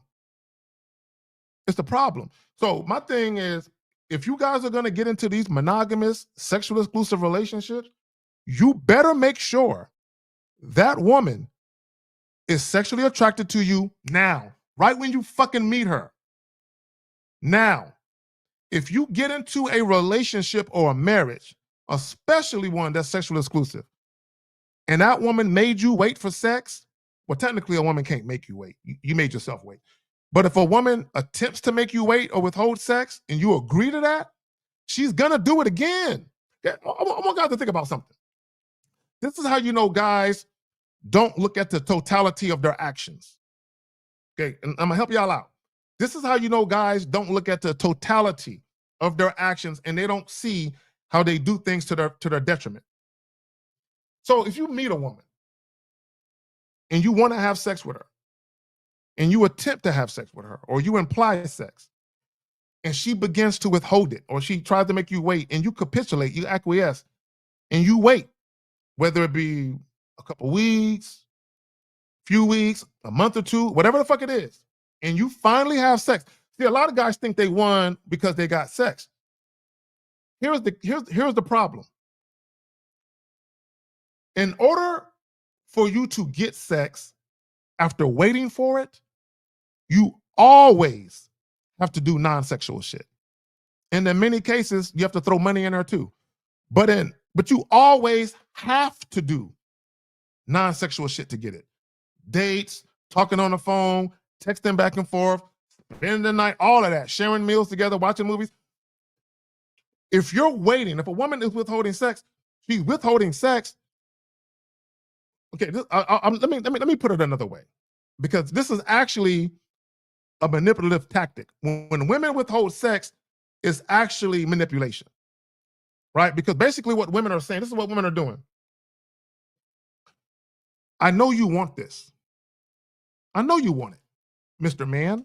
Mr. Man, I know you're attracted to me. You like the way I look. You keep talking about my booty. I know you want to touch it. But if you want me, Mr. Man, I'm not that kind of girl. I was raised right, Mr. Man. And you have to date me. And then maybe we can get to that, Mr. Man, right? That's manipulation, right? Because basically what women are doing is they're holding sex hostage from you guys. Not from me, though, because I don't participate. They're holding sex hostage, and the ransom is your non-sexual time, attention, dates, and in some cases, money. Not all cases, but in some cases, money, or you spending money. They're holding the sex that you want from them, ransom, and the fee is access to you non-sexually. And a lot of you guys willingly give it. Now, so imagine you finally get the sex after a few weeks, a few dates, maybe a couple months of dating her. A lot of time. You invested a lot of time, which is why, let me say this is why guys keep going. This is why when they call us up for advice and we give them advice, they don't take the advice. They hang up and they keep chasing a woman that we told them not to chase because they invested so much time, energy, effort, and sometimes money. They want a return on their investment, so they keep going. And they might do this for years, right? Guys, we had a call where a guy is chasing a bitch for years because he felt like I've invested so much, I'm not giving up yet. I got to see this to its end. A lot of guys will do this, right? If only they chased loving themselves as hard as they chase a bitch. If only they chase self-respect as hard as they chase a bitch, these guys would be unstoppable in the world. But they're losers, though. But they're losers. That's what happens. So let me get back to my point, and I'll answer these questions. I'm about to be out. So if you had to jump through hoops to get to the sex, if you had to date her, spend money, take her out, and all of that shit, guess what you got to continue to do to continue to have sex with her? All of that shit you were doing, taking her out on the trips and all that other shit. And what happens is the minute you start being inconsistent with the dates and servicing her emotions, the women who made you wait for sex, they're going to weaponize sex. They're going to weaponize it, and they're going to punish you with it. We're not fucking. You haven't been the man that I met in a long time, sir. I don't think you love me like you used to. You don't spoil me like you used to. Girl, I've been working hard. You know I love you. You're just not doing enough, Ricardo. Espinoza, you're not doing enough. So what they're going to do is say,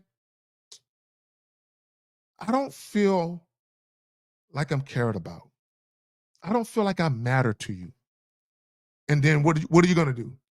Probably book a little fucking weekend bed and breakfast so you can get a couples massage. Oh, that'll do it. Oh, she'll give you some pussy now, right? She ain't gonna give you no pussy tonight. And when you tell her, oh, babe, I'm gonna book that bed and breakfast with the polar bear rug and a fireplace and a matching bathrobe and slippers, and we're gonna get couples massages together right next to each other, right? You're gonna do that, right? But she ain't gonna give you pussy until the night of, until you're already there in the room. And then she's gonna give you your Scooby treat because you've earned it. You've been such a good boy. You're gonna pat you on the head. You've earned it. I told you what I needed you to do, and you did it. Here's some pussy as your reward. And you, thank you. Because the average guy, that's exactly how y'all look at sex and women, like a reward. And you finally won your reward. Sad, ain't it? Pathetic. I know, right? So he says, would you argue that men are more childish in their actions while women are more childish in their emotional behaviors? That's actually very perfect. I'm glad you said that. That's, Brother Ming, that's actually a perfect way to put that. See, we got that. See, that. We here. Brother, we here, bro. That's actually quite accurate, if I do say so myself. So he says, would you argue that men are more childish in their actions? Yes, they are. While women are childish in their emotional behavior, yes, they are. So let's unpack that. When we say men are childish in their behaviors, right? Because guys act like their behaviors don't matter. They think all they got to do is throw words at something. A lot of guys think they can throw words at something. Okay? And let me tell you why guys think they can throw words at something. Because when women throw words at them, it works. See, the average guy can be subdued by an attractive woman's words. Guys with game cannot. So because guys with no game can be subdued by words, they think women can also be subdued by words. Now, when a woman is sexually attracted to you and you got a mouthpiece, yes, she can be subdued by your words, right? However, when it comes to you introducing non-sexual intimacy and you're telling a woman, I don't want anything serious, but your actions are showing her something different, then that's when you have a problem. Now, when we talk about women are more emotional in their behavior, because women are the, what's the word I'm looking for? I got to choose a word that makes sense. Women are it's like a feeding frenzy when it comes to just emotions. Like that's emotions are a woman's playground, right? Two things can be true at the same time. Women can be a slave to their emotions, but they can also thrive when they are on their emotional game. Okay, when I mean emotional game, meaning when they are manipulating with fine precision. When they are manipulating with fine precision. Now, as a man, we're looking at this shit with our male mind, with rationale, and we're looking at this like this shit don't make no sense. What the fuck is she doing? Why is she saying this goofy shit? But in her female mind, hold on, she's operating in peak performance right now. She's on one, right? Why is she on one? Because you're responding emotionally to her. See, here's the thing. This is why when you try to logic with women, they don't like to continue the conversation. Have you ever tried to reason with a woman in many cases? Now, some women can be reasonable. I will say this. If you're dealing with a woman who's not reasonable, you can't date her. You cannot date a woman. A woman who cannot apologize and show contrition, you cannot date them. So when guys say women never apologize, yes, they do. They apologize to me. I do not get into relationships with women who don't apologize. I don't. I do not. Okay, I never have and never will, right? I dealt with women who show control. I'm so sorry, babe. I didn't mean any disrespect. Please forgive me. It will never happen again. I deal with women who talk like that. I don't deal with that other shit, right? So what guys have to understand is when women when you're trying to logic with women deep down inside, they know that you're making sense. But they don't get, and I said this about women don't want to think, they just want to feel. So if a woman knows that you're making sense and she allows herself to be reasoned with, guess what she has to do? Admit that she's wrong. And oh no, that's too much to bear. Oh no. Oh no. Women will give up a uterus before they admit. For some of y'all, women will give up a uterus in their firstborn before they say, I was wrong. I don't know why I said that dumb shit. I must really do better. That was not the behavior of a lady. A woman will give up her firstborn and a uterus before she says that. I promise you. Right? But be that as it may, be that as it may, be that as it may, at the bottom line is this, guys. And let me get back to the title, right? She wanted you bad, then pulled away. The number one reason women lose respect after sleeping with you. Now, when women pull away, you got to let them go. You just got to let them go. You got to let them go. Right? And let me also say this. If you guys, let me say this real quick, because guys think that you can't have a fuck buddy that leads to a fulfilling relationship or marriage. Yeah, you can. I married my fuck buddy. I've been in relationships with all my fuck buddies. Yes, you can. You can. You can. Okay. It's not likely for many people in many cases to happen that way, right? But you most definitely can. So what guys have to understand, right, is again, she wanted you bad, then pulled away. The number one reason why women lose respect after sleeping with you. Give women a path to follow and let them follow it. Give them a path. Get women thrive in structured environments. How do you know women thrive in structured environments? Look at all these independent boss bitches who are career women. They thrive. A lot of chicks are making great money. Why? Because they are in a structured environment. They are in a structured environment where they know if I follow this, I get that. If I go to this school and get this degree, I can get a job doing that, making this kind of money. I'm gonna go do that. So when guys complain, women choose their careers over men, I got something for you. And I was gonna probably do a separate joint about this, but I'm gonna go ahead and talk about it real quick.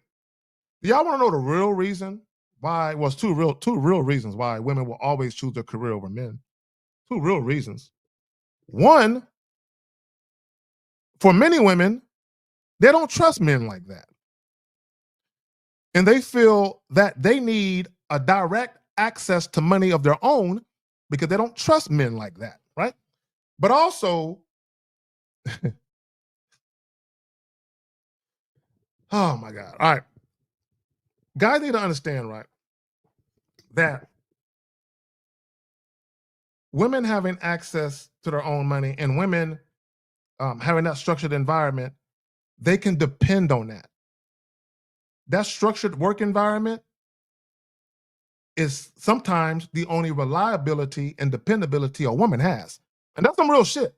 Sometimes a woman's job, especially if it's a career, not so much a job, but a high paying career, like a woman is a lawyer, a pediatrician, a doctor, or anything like that, CEO of a company, a vice president of production, whatever the fuck it is. In many cases, that job or those jobs are the only structure she's ever known. Why would she give that up? And here's the reality of it. In many cases, women aren't dealing with men who provide an adequate enough structure in their lives for women to give up that structure of a steady paycheck. Period. And this is what guys don't understand. So for guys who got money, the provider type, for some of you, the reason why a woman might not quit her job and just follow you completely is because there's something about you that tells her he's the type of guy, he would use his money to punish me if I don't do what he says. He'll use his money to try and make me subservient. And women ain't gonna have that. And that's the truth. So when guys say, oh man, I want to go back to the 50s where women didn't work and they stayed at home. Guess who do not want to go back to the 50s? Women. Find a woman who want to go back to that. You're not going to find it.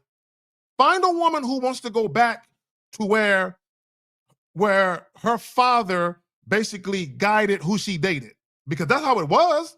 The father had a lot of influence, the father and a mother, especially women who came from a strong upbringing like that. The father and the mother had a lot of influence over the woman's decisions as far as who she dated and brought home, and oftentimes who she married. Women don't want to go back to that. Women want to pick. Now, here's the funny part. When you leave it up to women to pick on their own, they do be fucking up though. So that's the pros and the cons of society. Back then, the pros was men had the illusion of controlling their homes. That was the pros. Men had the illusion of controlling their homes. The cons was women became resentful. What do you mean I gotta do this? I want free will. I don't want to fuck you if I don't want to fuck you. I don't want to live with you if I don't want to live with you. I don't want to do them dishes if I ain't got to, you know what I'm saying? Women want to, like, I don't want to do that shit if I don't want to do it. So the only way a woman could have power to say no to that is to do what? Educate herself and get money. So you think these women are going to get that shit up and go back to that? And I don't blame them. And as a black man, I get it. Women feel like that shit is oppressive.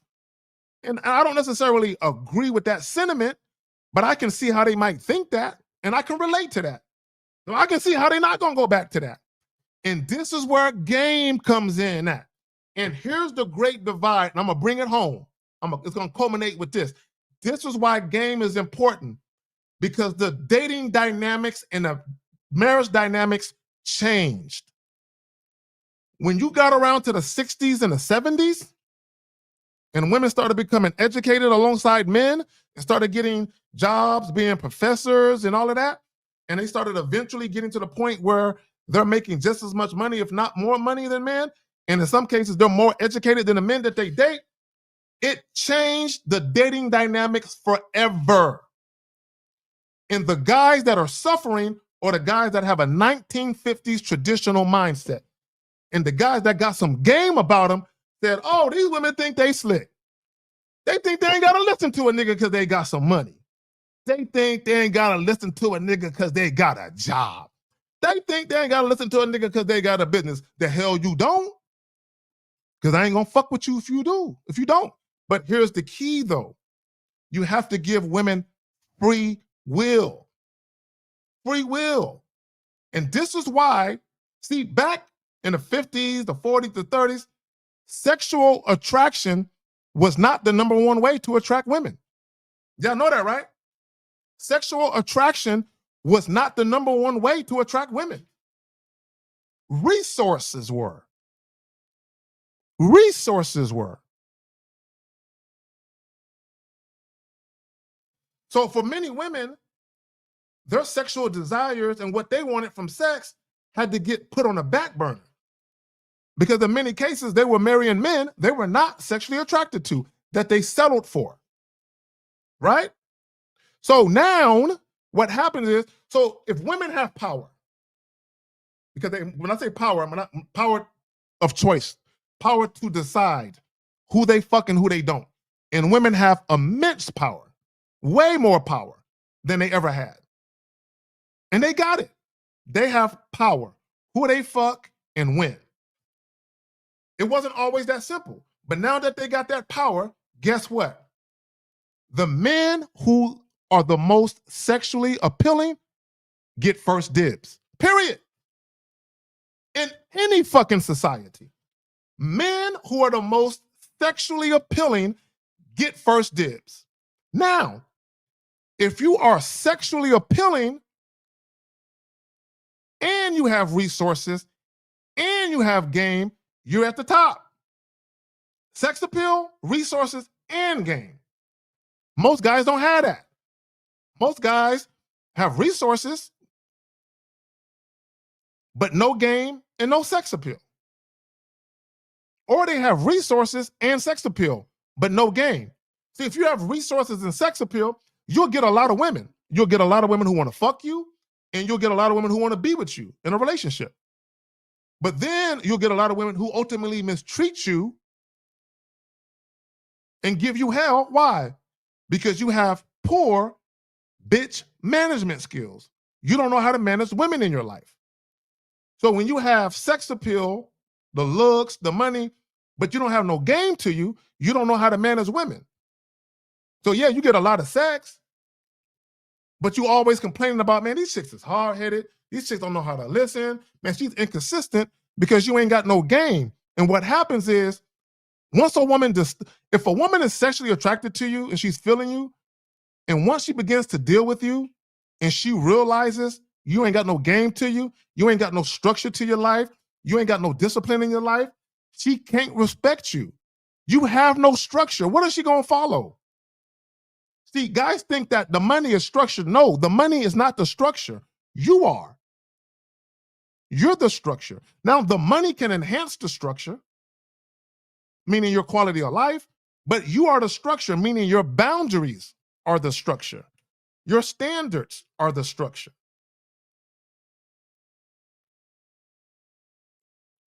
He says, if women stayed at home, how would most guys meet women in the workplace? Hey, that's why, if you think about it, the only guys who really had side bitches back in the day were men of means. Think about it. Even if you go back to the monarchy, if you go back thousands of years ago, when you talk about lord barons and emperors and kings, They were the only ones that had all the bitches. Poor motherfuckers didn't have no bitches. Now it's different. Everything. Why is it different? Because sex appeal is the number one way, or sexual attraction is the number one way to attract women now. It wasn't always that way. So now it's different now. Because women can pick and choose who they want to fuck. A man having sex appeal, it matters. It's not the only thing that matters, but it does matter. If you want casual sex, sex appeal matters like a motherfucker. It matters. Now, if you want a relationship, right? If you just want companionship, you don't need sex appeal to get a relationship. Hell, you don't even need sex appeal to get sex. But you got to pay, though. You got to negotiate it. If you don't have sex appeal and women are fucking you, you negotiated sex, period. Okay, either with money, dates, or a whole lot of non-sexual time and attention, or all of that, or you're doing all of that, right? So if you want to have casual sex encounters where you ain't got to come off no money and you ain't got to do a whole bunch of goofy shit, try to get to the sex, you got to be sexually appealing. But here's the key, and I answered this question under a video. Just because you have sex appeal to those 5 women right there doesn't mean you're going to have sex appeal to those 5 women over there. See, guys think, oh, if I'm sexually appealing, then all women want me now. No, that's not true.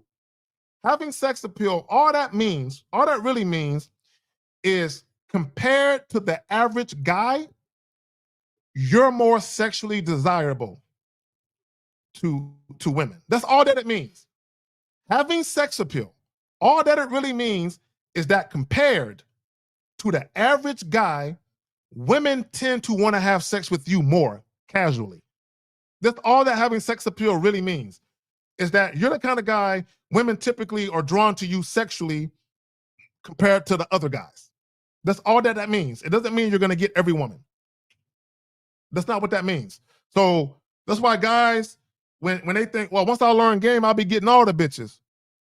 No.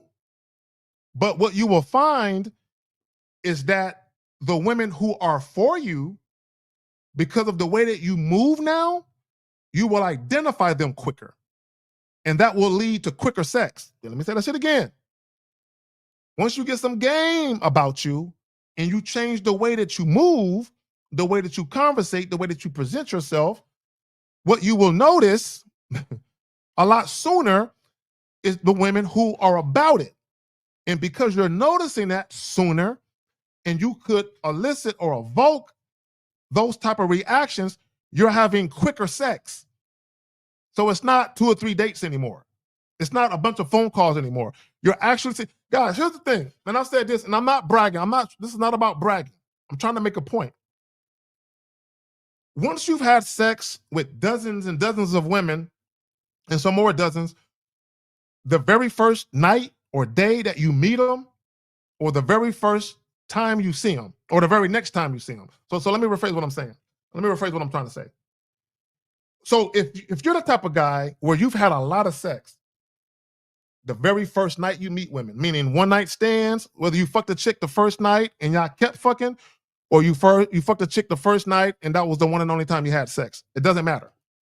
If you've done that a lot, right? If you've done that a lot, you're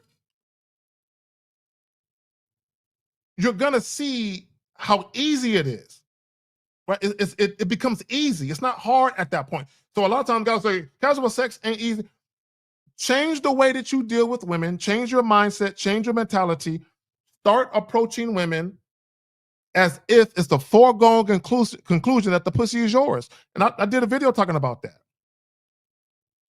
Treat attraction like a foregone conclusion. Bro, all the times I had sex the first night I met chicks, my mindset was, it's supposed to be like this for me. When I started having threesomes, it's supposed to be like this for me. Right? When I was fucking chicks and they was basically introducing me to their friends and making it happen. And I'm literally running through a chick's friends on some dick referral type shit. I didn't look at it like I'm so lucky that I have access to this pussy. I looked at it like it's supposed to happen like this for me. So I'm not surprised if I'm talking to a woman and after 5-10 minutes of talking to her, she is showing me mad sexual interest. And I say, man, let's get out of here. And she says, I wonder what took you so long. I've been waiting for you to ask me. It's supposed to happen like that. When I told you guys the story of the chick that I was talking to, and I wasn't even trying to have sex with her, right? I wasn't. She was attractive, but I wasn't trying to fuck her. And I was joking with her, playfully flirting. And I said, man, I ought to smack you in the face with this water bottle. Or I said, I'll smack the fuck out you with this water bottle, right? And when she said, that shit just made my pussy wet, I wasn't even trying to do that. But even when that happened, in my mind, I'm supposed to make a bitch's pussy wet without even trying. It's supposed to be like that for me. And that's how guys got to look at yourself. It's supposed to be like this. Anytime shit happens to you in life that's favorable or blessings happen, and it could be anything, it don't got to be just women, it could be anything. You need to look at it like I'm God's blessing. The fact that I'm still here alive, there's a reason why I'm here. You know, all the other sperm, they didn't make it to the womb.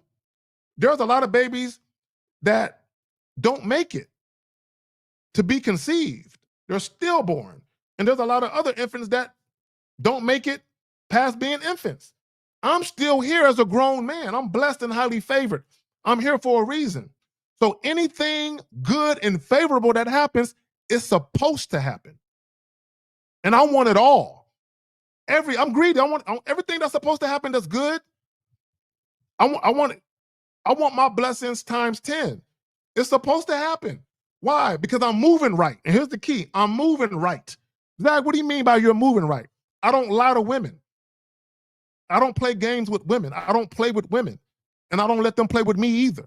And here's the thing about me, right? Because I'm honest with women and I'm transparent with women and I'm straight up, when a bitch play with me, I'm highly offended, right? And the reason why I'm highly offended is because I told you the truth. I was honest with you about who I am and how I get down. And I gave you an opportunity to take your mask off. I stepped to you without one. You chose to keep your own. See, a woman can reject me or say, no, I'm cool with that. But if a woman decides to entertain my conversation while still trying to keep her mask on, I don't play that shit. Take that motherfucker off, because I will see the real you, and I will see it now. Because if I don't see it now, this conversation is over. And a lot of you guys, you need to have the same standards. Bitch, if I'm before you, I'm not bringing my representative to the party. I'm bringing me. How I talk, how I act. The same person you're getting tonight, 6 months from now, you're getting the same motherfucker. 6 years from now, you're getting the same motherfucker. So if I'm giving you consistency out the gate, if I'm giving you the real me out the gate, bitch, don't play with me. Don't do it, right? I'll charge the chick real quick. You're out of there, right? I give you free will. I'm being honest with you. If I tell a woman, you're not the only chick. You're not the only chick. You're going to be sharing me. So once I do that, she needs to be on the up and up. If she's going to deal with me after that, she needs to be on the up and up. Any shiesty shit, like this is an example of a woman being shiesty, right? If I tell a woman, you're not the only chick, I'm fucking with other chicks. And then if she goes out of her way, right? And this is where manipulation comes in.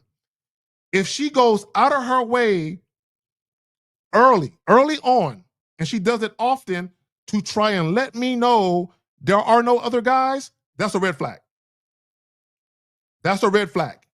In the beginning, if she's going out of her way to give me the impression there are no other guys she's dealing with but me, huge red flag. Huge red flag. And that's I call that the great setup. The great setup is where you meet a woman and almost immediately or shortly after meeting her, she gives you the impression almost as if there is no other guys that she's seen but you. She don't come out and tell you that, but based on how she's talking to you, She's almost leading you there, right? The reason why she's leading you there, because she wants all of your non-sexual time and attention, and she doesn't want to share it with other women. It's not just the sex. She doesn't want to share none. See, women are emotionally greedy, more so than sex. Most women can stomach sharing men sexually if they knew that's all it would ever be. If a woman could have reassurance in many cases, it would never be more than just sex, many women would sign up for that. But what worries women is how emotional guys get when they're having sex with a new woman. And the reason why that concerns some women is because you did it with them. So a lot of you guys who try and open up your relationship and you want to have your woman share you, she ain't going to do it. Right? And the reason why, because she's being emotionally greedy. And she's being emotionally greedy, why? Because she knows you're not going to handle her emotions with care, because any new bitch you're having sex with, you're going to take from her and give to them. And women can't have that. So you're committing emotional robbery, right? And you're taking some of what you should be giving to her to other women. And when you're dealing with other women, you can't do that. This is why managing women is important. All right, hold on real quick.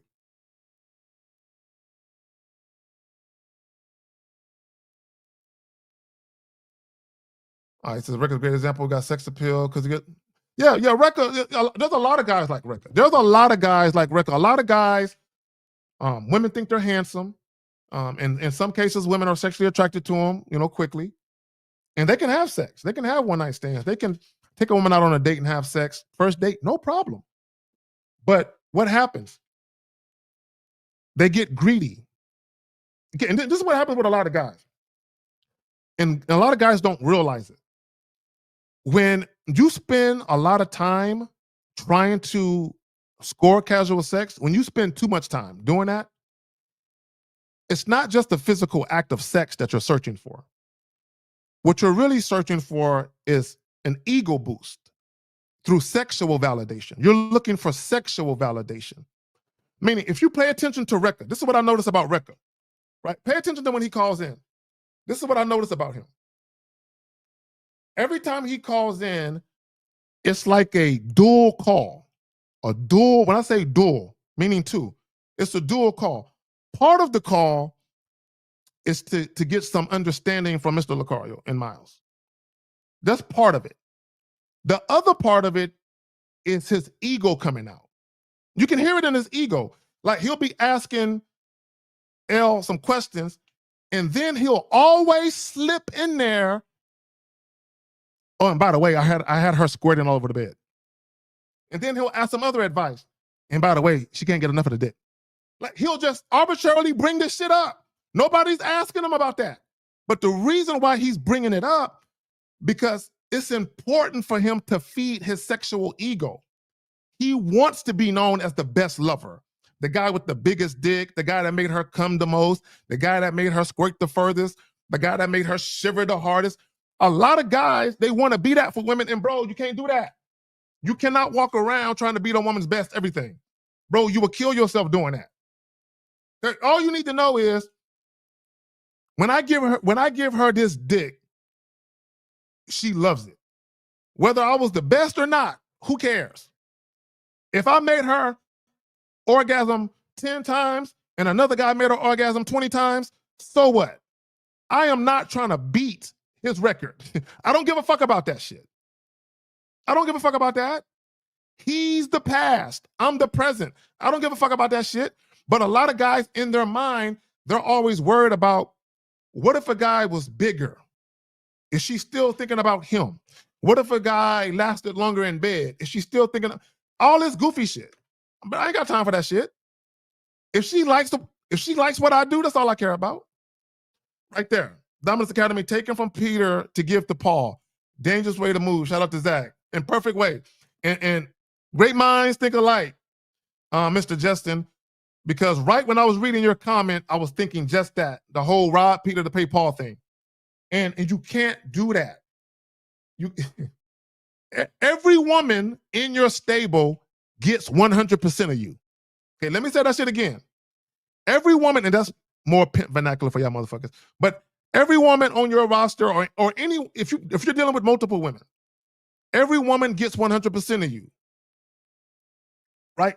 Whether fuck buddies or not. Meaning when I say 100% of you, whatever time, energy, and effort that needs to be put towards that interaction to make it work, you need to be present 100%. You don't thin yourself out and give her 25% and give her, bro, women will go crazy if you do that. They will go, because when women talk about security and safety, they're not necessarily talking about physical security and safety. Yeah, they might be talking about that too, but they're really talking about emotional security and safety. Meaning, as the man that they are entrusting with their mind, because remember, it's a willful act for a woman. A woman is giving you her mind, like, here, take this. I don't want to think. I'm gonna follow you. You do all the thinking for us. Okay, it's not to say that women won't have opinions and all of that, right? But what I'm saying is, you do all the thinking. I just want to feel, and I'm gonna follow. And if she's benefiting from you, why wouldn't she? See, women have no problem submitting if they benefit. Every woman has a problem submitting if they can't benefit. And here's the thing about a man being beneficial or a woman benefiting from you because she's submitting. If you're inconsistent, that's not a benefit to her. I need guys to understand, and this goes back to a woman's emotions. If she cannot consistently benefit from your leadership and guidance, she can't submit to you because she can't trust you with her emotional security and safety because she believes you are ill-equipped to mitigate or manage her emotions. See, guys think it's about managing the woman. You have to manage her mind, her moods, her emotions.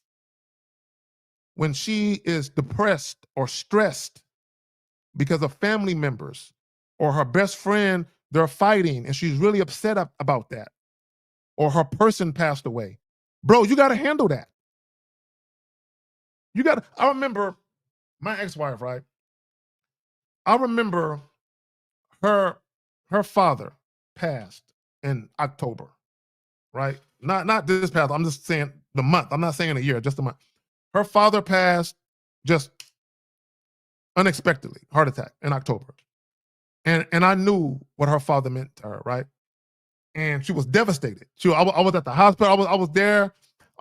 She was so devastated that although her mother was here and her family members, bro, I did a lot of heavy lifting when it came to planning the funeral, because not only his daughter, my wife, but his sister, his ex-wife, her mother, bro, they was all devastated. All these women, bro, all these women were a mess, bro. So I took the planning for some of the funeral. Like, look, let me take that, because y'all are emotional. Y'all going through it. Let me plan some of the shit. So I set up. So I handled it to take the stress off of them and off my wife. 6 months later, my mom passes. Right. So now I'm still dealing with the residue from her father passing 6 months ago because she's still mourning him. Right. My mother passed. So now I gotta juggle that. And my mom is my person. So I'm devastated. I'm going through it, right? I'm bawling like a baby, right? So, but I'm still managing her shit while managing my shit. It's not easy, right? So what happens is, because you are the emotional leader, and that's another thing, as the man in a relationship, you are the emotional leader, but guess what? If you don't have emotional discipline, who the fuck you leading? If you don't have emotional discipline, who you leading? A woman's emotions are everything to her. Like, a woman's emotions, look, put it this way. If our logic reasoning correlates to our identity as a man, a woman's emotions is her identity. The way she feels means everything to her. And you can't tell her she's wrong, although they are a lot of times. But in her mind, in her reality, anytime a woman is feeling something, she's always right. Even when she's wrong, she's right. Look, peep gang, this is how strong it is. A woman can do you dirty and know she's doing you dirty. But how she will rationalize it is, he did it first. If he didn't do that shit, I wouldn't have did it. If he didn't say that shit, I wouldn't have said it. And here's the key. If he didn't make me feel that way, I wouldn't have did that to him. And that's how they rationalize it. Because in their minds, they're always right. And as the man, you're always wrong. And the reason why you're always wrong is because you're the man. You're the leader, right? Leader? Don't you got all the answers, leader? Don't you got it figured out? You want me to follow you, Mr. Leader? Right? That's what I'm saying. Guys want to be, you want women to follow you. You want women to submit. Bro, are you ready? Are you ready for this monumental task of being a man and leading women? It's not for the faint of heart. And most guys aren't up to the task. This is why guys say shit like women aren't accountable, meet a woman who had a good upbringing, because they want other people to do the heavy lifting for them. And they want a woman to come to them ready-made. And that's impossible. That's impossible. How many of you guys, when you buy a car off the lot, stock, do you keep it like that? For all you guys that like Dodge SRTs and Challengers and all these different cars y'all like, when y'all buy them stock, do y'all keep it like that? Or do y'all go get aftermarket parts and make that car yours? I do. When I buy a car stock, ground effect kits, fog lights, spoilers, rims, everything. Everything, inside and out. I'm gonna do shit to that car and make it mine.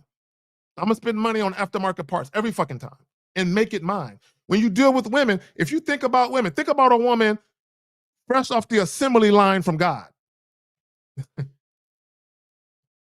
I gotta make her mine. God made her, you know what I'm saying, in his image.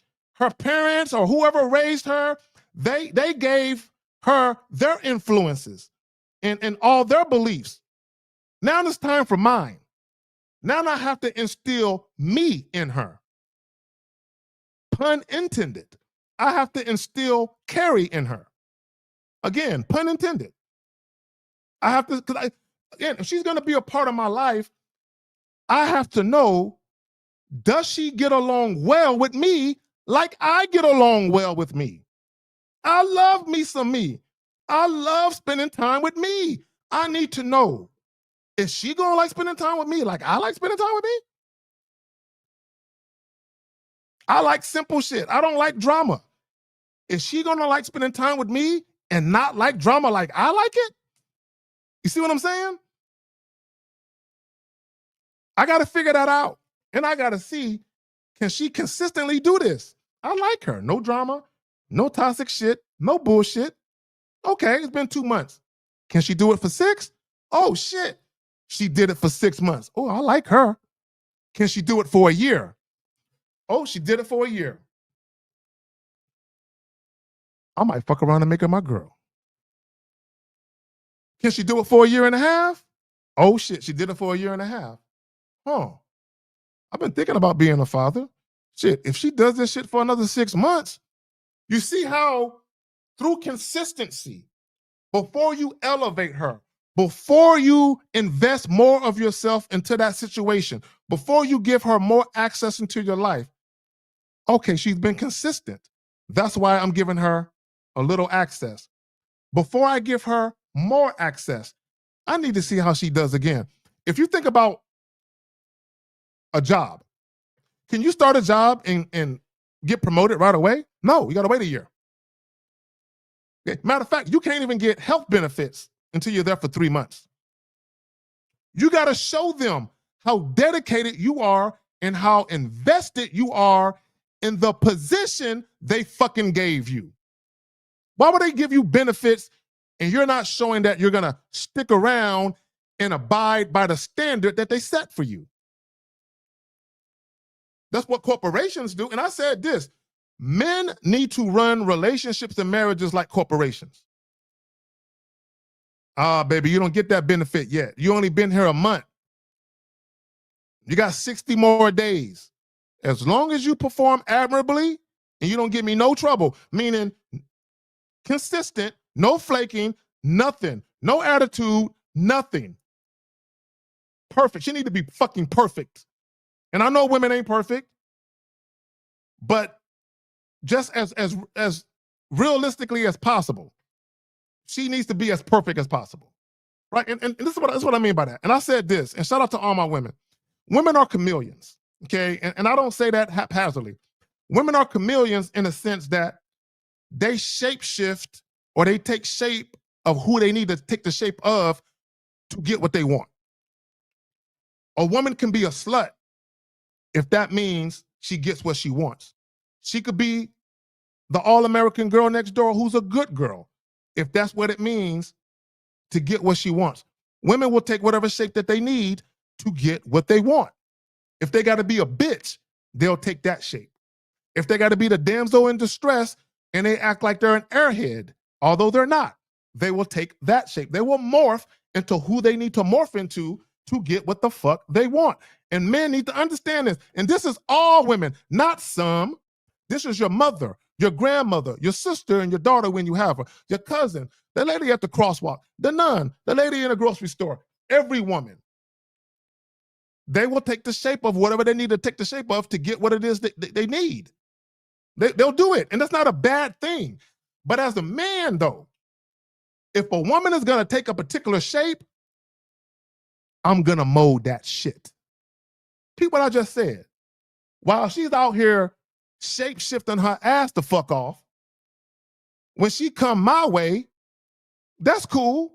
She can morph into what I need her to be, but she better be consistent with that shit, because the moment she shows inconsistency, oh, bitch, you're faking. I caught you, bitch. And see, and here's the thing about chameleons, right? See, you can only stay in character for so long if you're faking. Now, if you're genuine, as long as the man is being consistent, the woman will be consistent. But if she's faking, if she's playing the long game, she'll show it, and you'll see that she's full of it. She ain't really about submitting to me. She ain't really about that. You know, she's just doing just enough so I can advance her to the next stage. But she ain't really about that, right? Because a woman must fully assimilate, meaning a woman's desire to want to control access to sex must not be there. A woman's desire to want to control access to sex cannot be there. It cannot be there. If you're dealing with women and there's any inkling that she has a desire to control access to sex, that's not the woman for you. Leave her alone. Leave her the fuck alone. Stephanie M with the $9.99.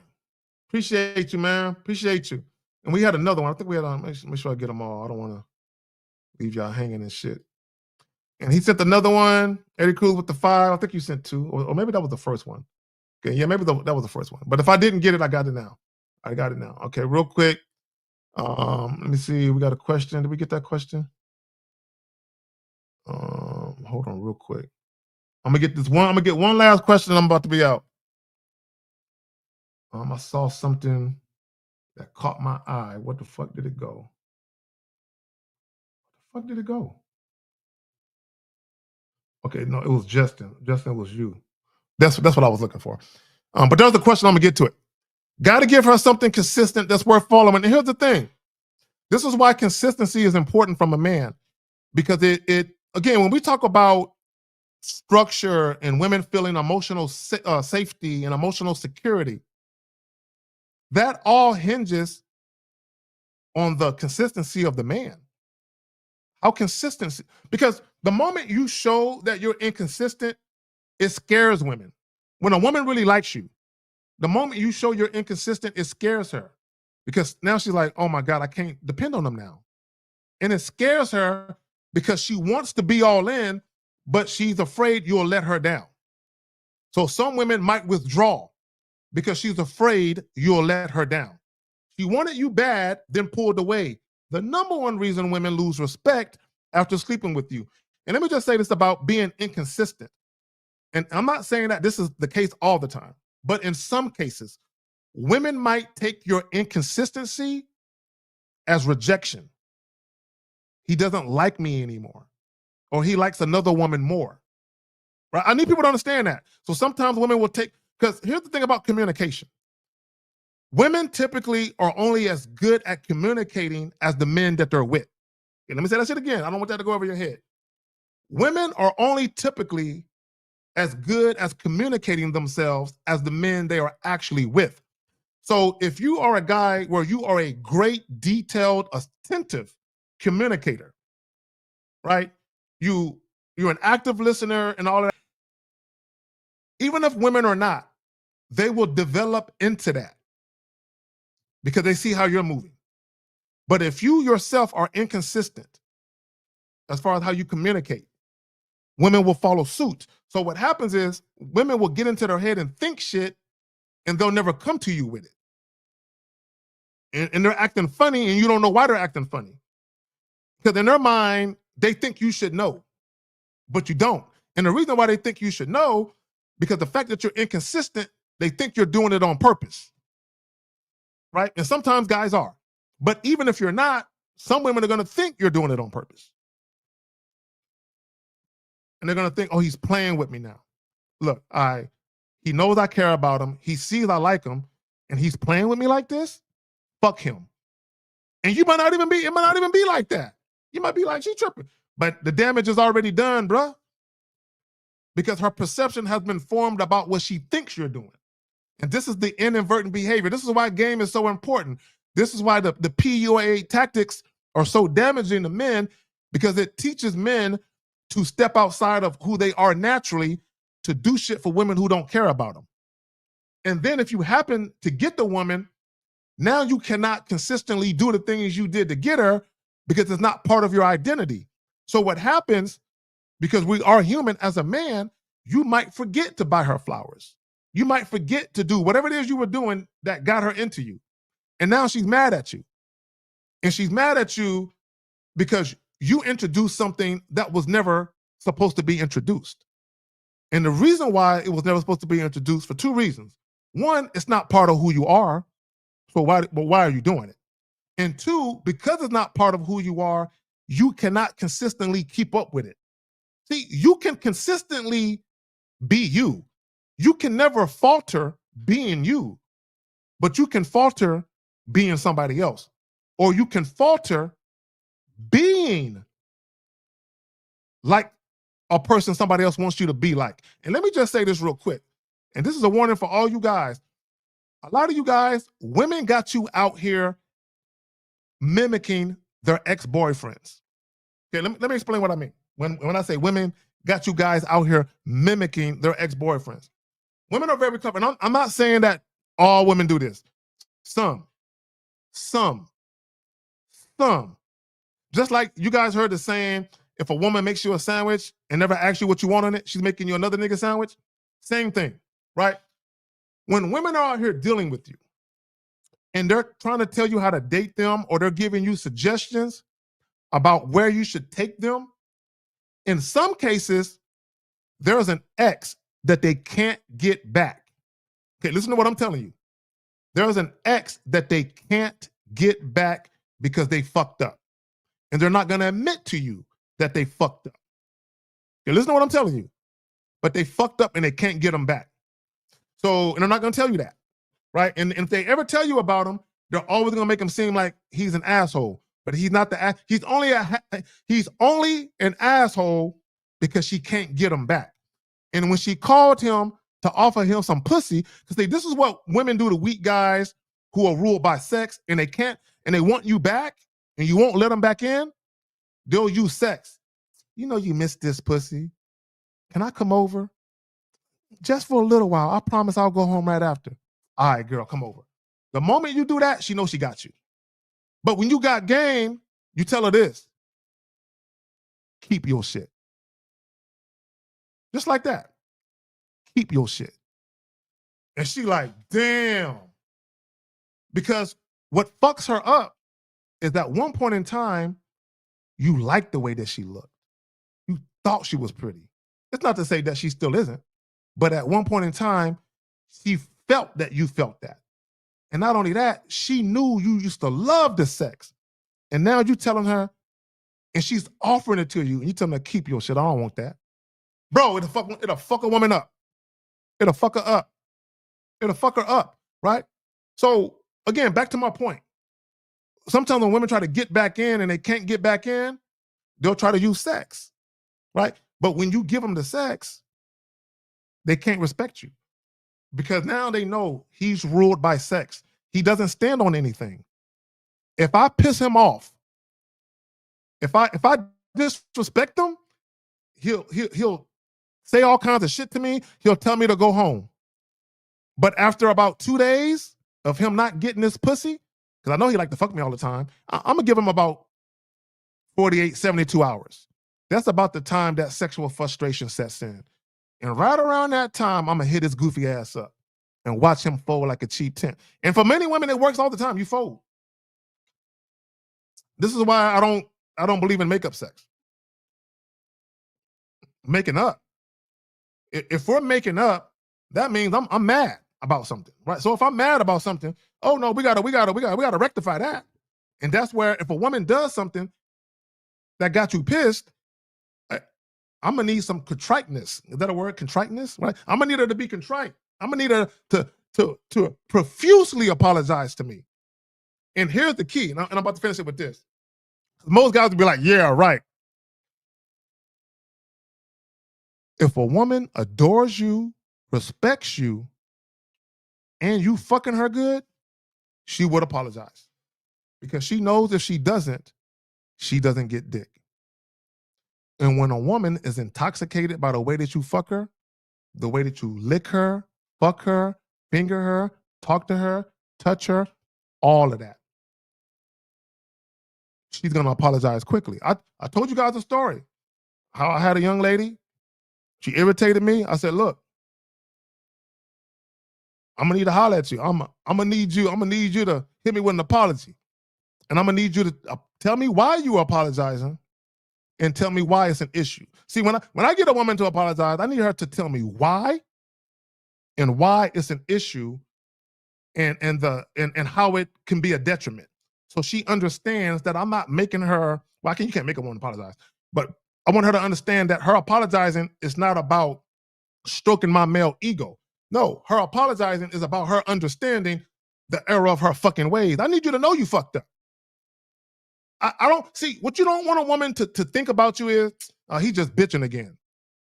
If a woman thinks, if you have a legitimate gripe with your woman or a woman you're dealing with and she looks at it like he just bitching, bro, that's a problem.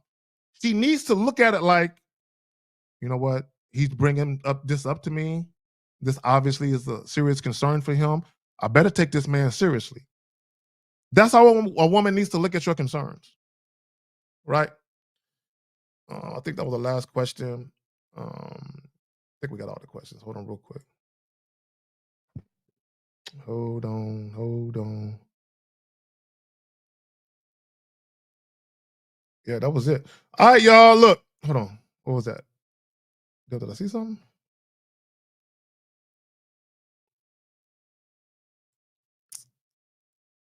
See, Villain, my brother, you got to listen. I've got these two questions. I'm gonna answer these two questions about to be out. Villain, you have to listen, right? You said right here, the games are unavoidable. I just know what true interest acts like and recognize quick. Okay. Here's the thing about games. When women are genuinely attracted to you and they actually respect you, that's the key. See, a woman can be attracted to you but not respect you. Just like a woman can respect you but not be attracted to you. But when a woman is attracted to you and she respects you, she's not going to play games.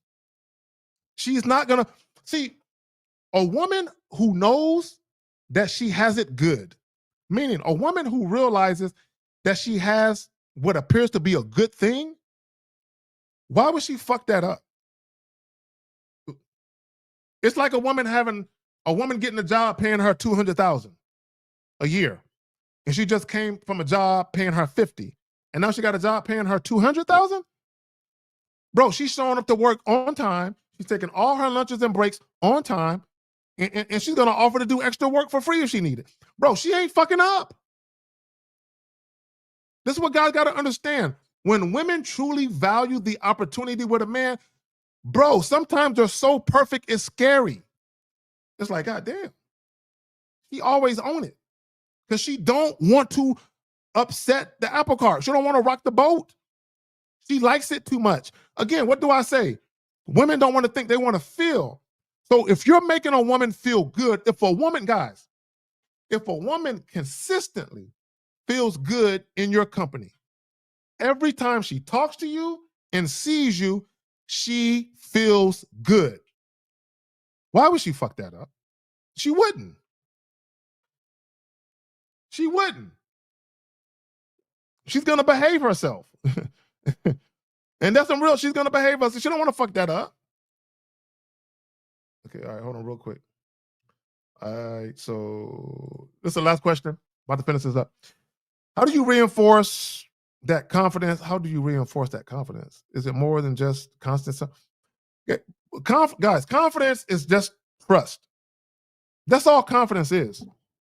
It's trust. You trust yourself. Okay, I'll give you an example. When I first learned how to swim, I taught myself how to swim, right? And I taught myself how to swim because of my ego. Okay, I think I was 11 years old, maybe 12, right around there. So I used to go swimming a lot. Okay, when I was a kid, I used to go swimming a fucking lot. I used to live in the water, right? So I was at the swimming pool and I noticed, now back when I used to go swimming pool, they had the deep end. When I say deep end, I'm talking like 20 feet of water.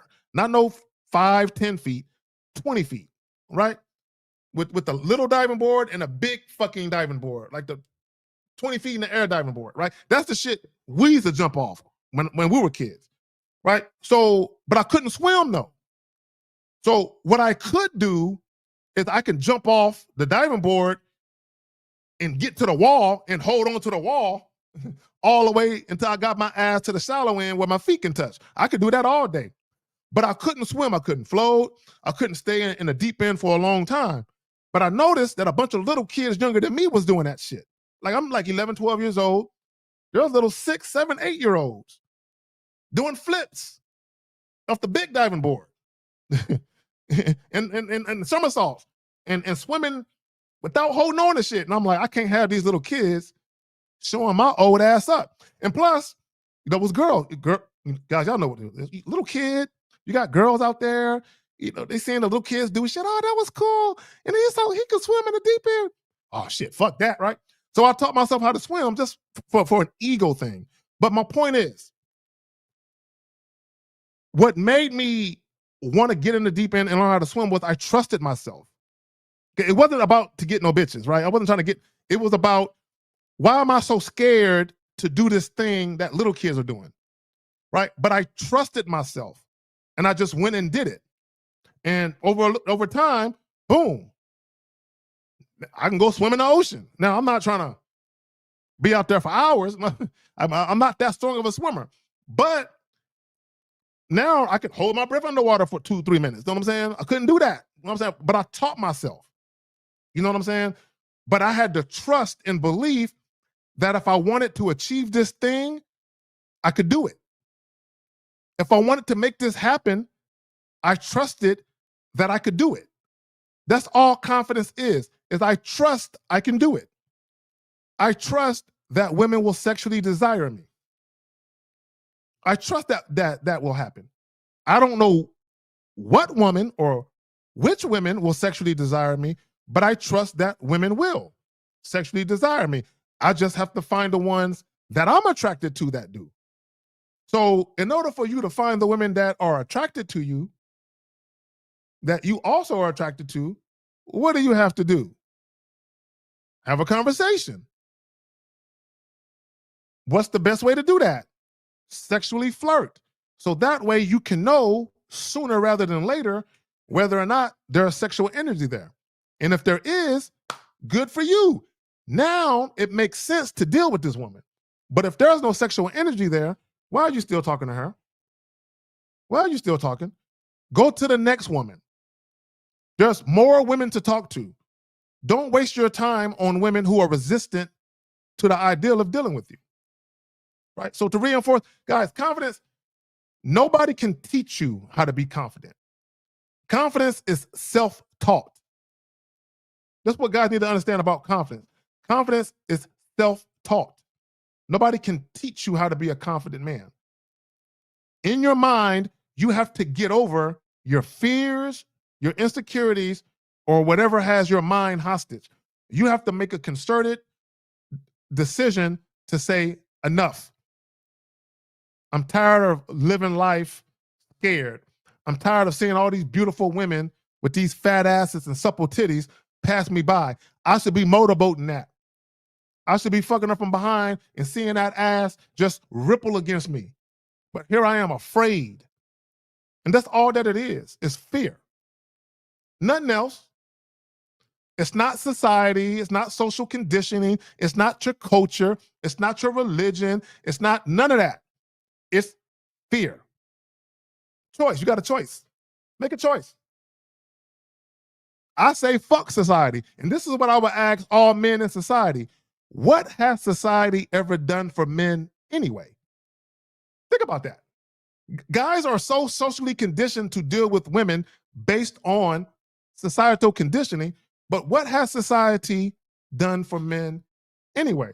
Last I checked, society created a whole lot of laws that are not in men's favors, but yet and still, y'all still see fit to bend the knee to the way that society does things, when what you really should be saying is, fuck society.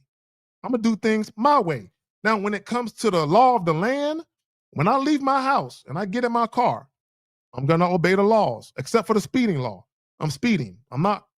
That's a law I break every day, repeatedly. I'm speeding. If it's 70, I'm going 85. Period. I'm breaking the law. Right? Speeding. Every other law, I'm following, except for that law. Every other law getting broken, except for the speeding law.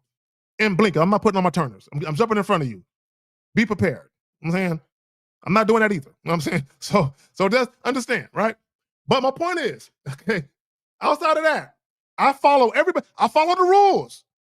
When I go into a business establishment, I'm about to give y'all some game right now. When I go into a business establishment, I was in Walmart yesterday buying a goddamn soccer ball for one of my kids. I follow the rules in Walmart, right? Wherever I go, I follow the rules. If I have a job, I follow their rules, right? At what point do you get to make your own rules as a man? Okay, I'm gonna tell you the point. In your personal life, in your sex life, in your dating life, in your relationships, that's the only time you really get a chance to make rules for yourself, is in your personal life. Because you're so busy following everybody else's rules. Why would I come home and follow a bitch, nigga? I've been following rules all goddamn day. Why would I come home and follow another person's rules? Ain't no way it's happening. No. No, no, no, no, no, no, no. No, no, no, no. No, no, no. So my personal life, my sex life, my romantic life, my love life, whatever you want to call it, this is the only place I have full autonomy over me. I have full reign to do what I want to do with my life. And if I tell a bitch, you gotta fuck me before I date you, you gotta fuck me before I date you. If I tell a chick, we ain't doing no dates, we only fucking. If she wanna fuck with me, then that's what the fuck she gotta do. Because those are my rules for myself. And it's not about being mean. It's about, see, Walmart has rules. You know why Walmart has rules? Because they want the shoppers to come in and enjoy themselves without bullshit. That's why rules exist. That's why laws exist, so people can live in peace and not be subject to other people's bullshit. So I got rules so I won't be subject to a woman's bullshit. That's why I got rules and standards and boundaries. That's why. Not because I'm mean, not because I'm trying to control a woman, because baby girl, look, I promise you, you're gonna enjoy it here because I enjoy it here. But don't bring your emotions in this motherfucker unless you're ready to submit them to me. Right? Now, let me say that shit again. Don't bring your emotions in here unless you are ready to submit them to me. Period. Again, hold on. Let me bring this shit back up. Let me bring this shit back up. Right here. Hold on, right there. This is the one I want to bring up. No. Well, that one too. But this is the one I want to bring up. Emotional access is more powerful than sexual access. Respect the responsibility. I have a responsibility. Number one, when you deal with women, period, even if you're just having sex, you still have a responsibility. But once your emotions and or her emotions creep in, the responsibility is greater now. Because what can happen with emotions? Men get their cars keyed behind emotions. Men get their cars torched behind emotions. Bad shit happens behind emotions. But bad shit only happens to guys who don't know how to manage that shit. You don't know how to mitigate, which means to make less severe. So if a woman is upset and you actually have influence to mitigate, that means, yeah, she's upset, but because I got influence, she's not going to trip as much as she would. She's going to temper that shit. You see what I'm saying? That's what influence does, right? Like this guy is getting yelled at in the grocery store. That same chick won't do that shit to me. She's going to temper her temper, right? She's going to be sure, oh, I can't do that to him. Because he's not the guy you can do that to. I'm not the guy you can curse out. I'm not the guy you can call. A woman can't call me a bitch, bro. I'm not the guy for that. I'm not the guy you can talk to crazy and raise your voice to. I'm not the guy you can say, whatever, nigga. I'm not that guy. I'm not that guy at all. Not even a little bit. But anyway, I think that was it. That's all I wanted to cover. Hold on real quick. Okay. Okay, I think I already answered that. Okay, real quick, guys. Man, let me get up out of here. I've been here longer. Man. Guys, last time I looked at the timer, it was 1 hour and 21 minutes. I said I'm gonna be out of here at 1 hour and 30 minutes. Then I looked at the joint, it said 1 hour and 47 minutes. I said I'm gonna be out here at 2 hours. It's 3 hours and 8 minutes. I'm out of here. Like, share, and subscribe. Peace.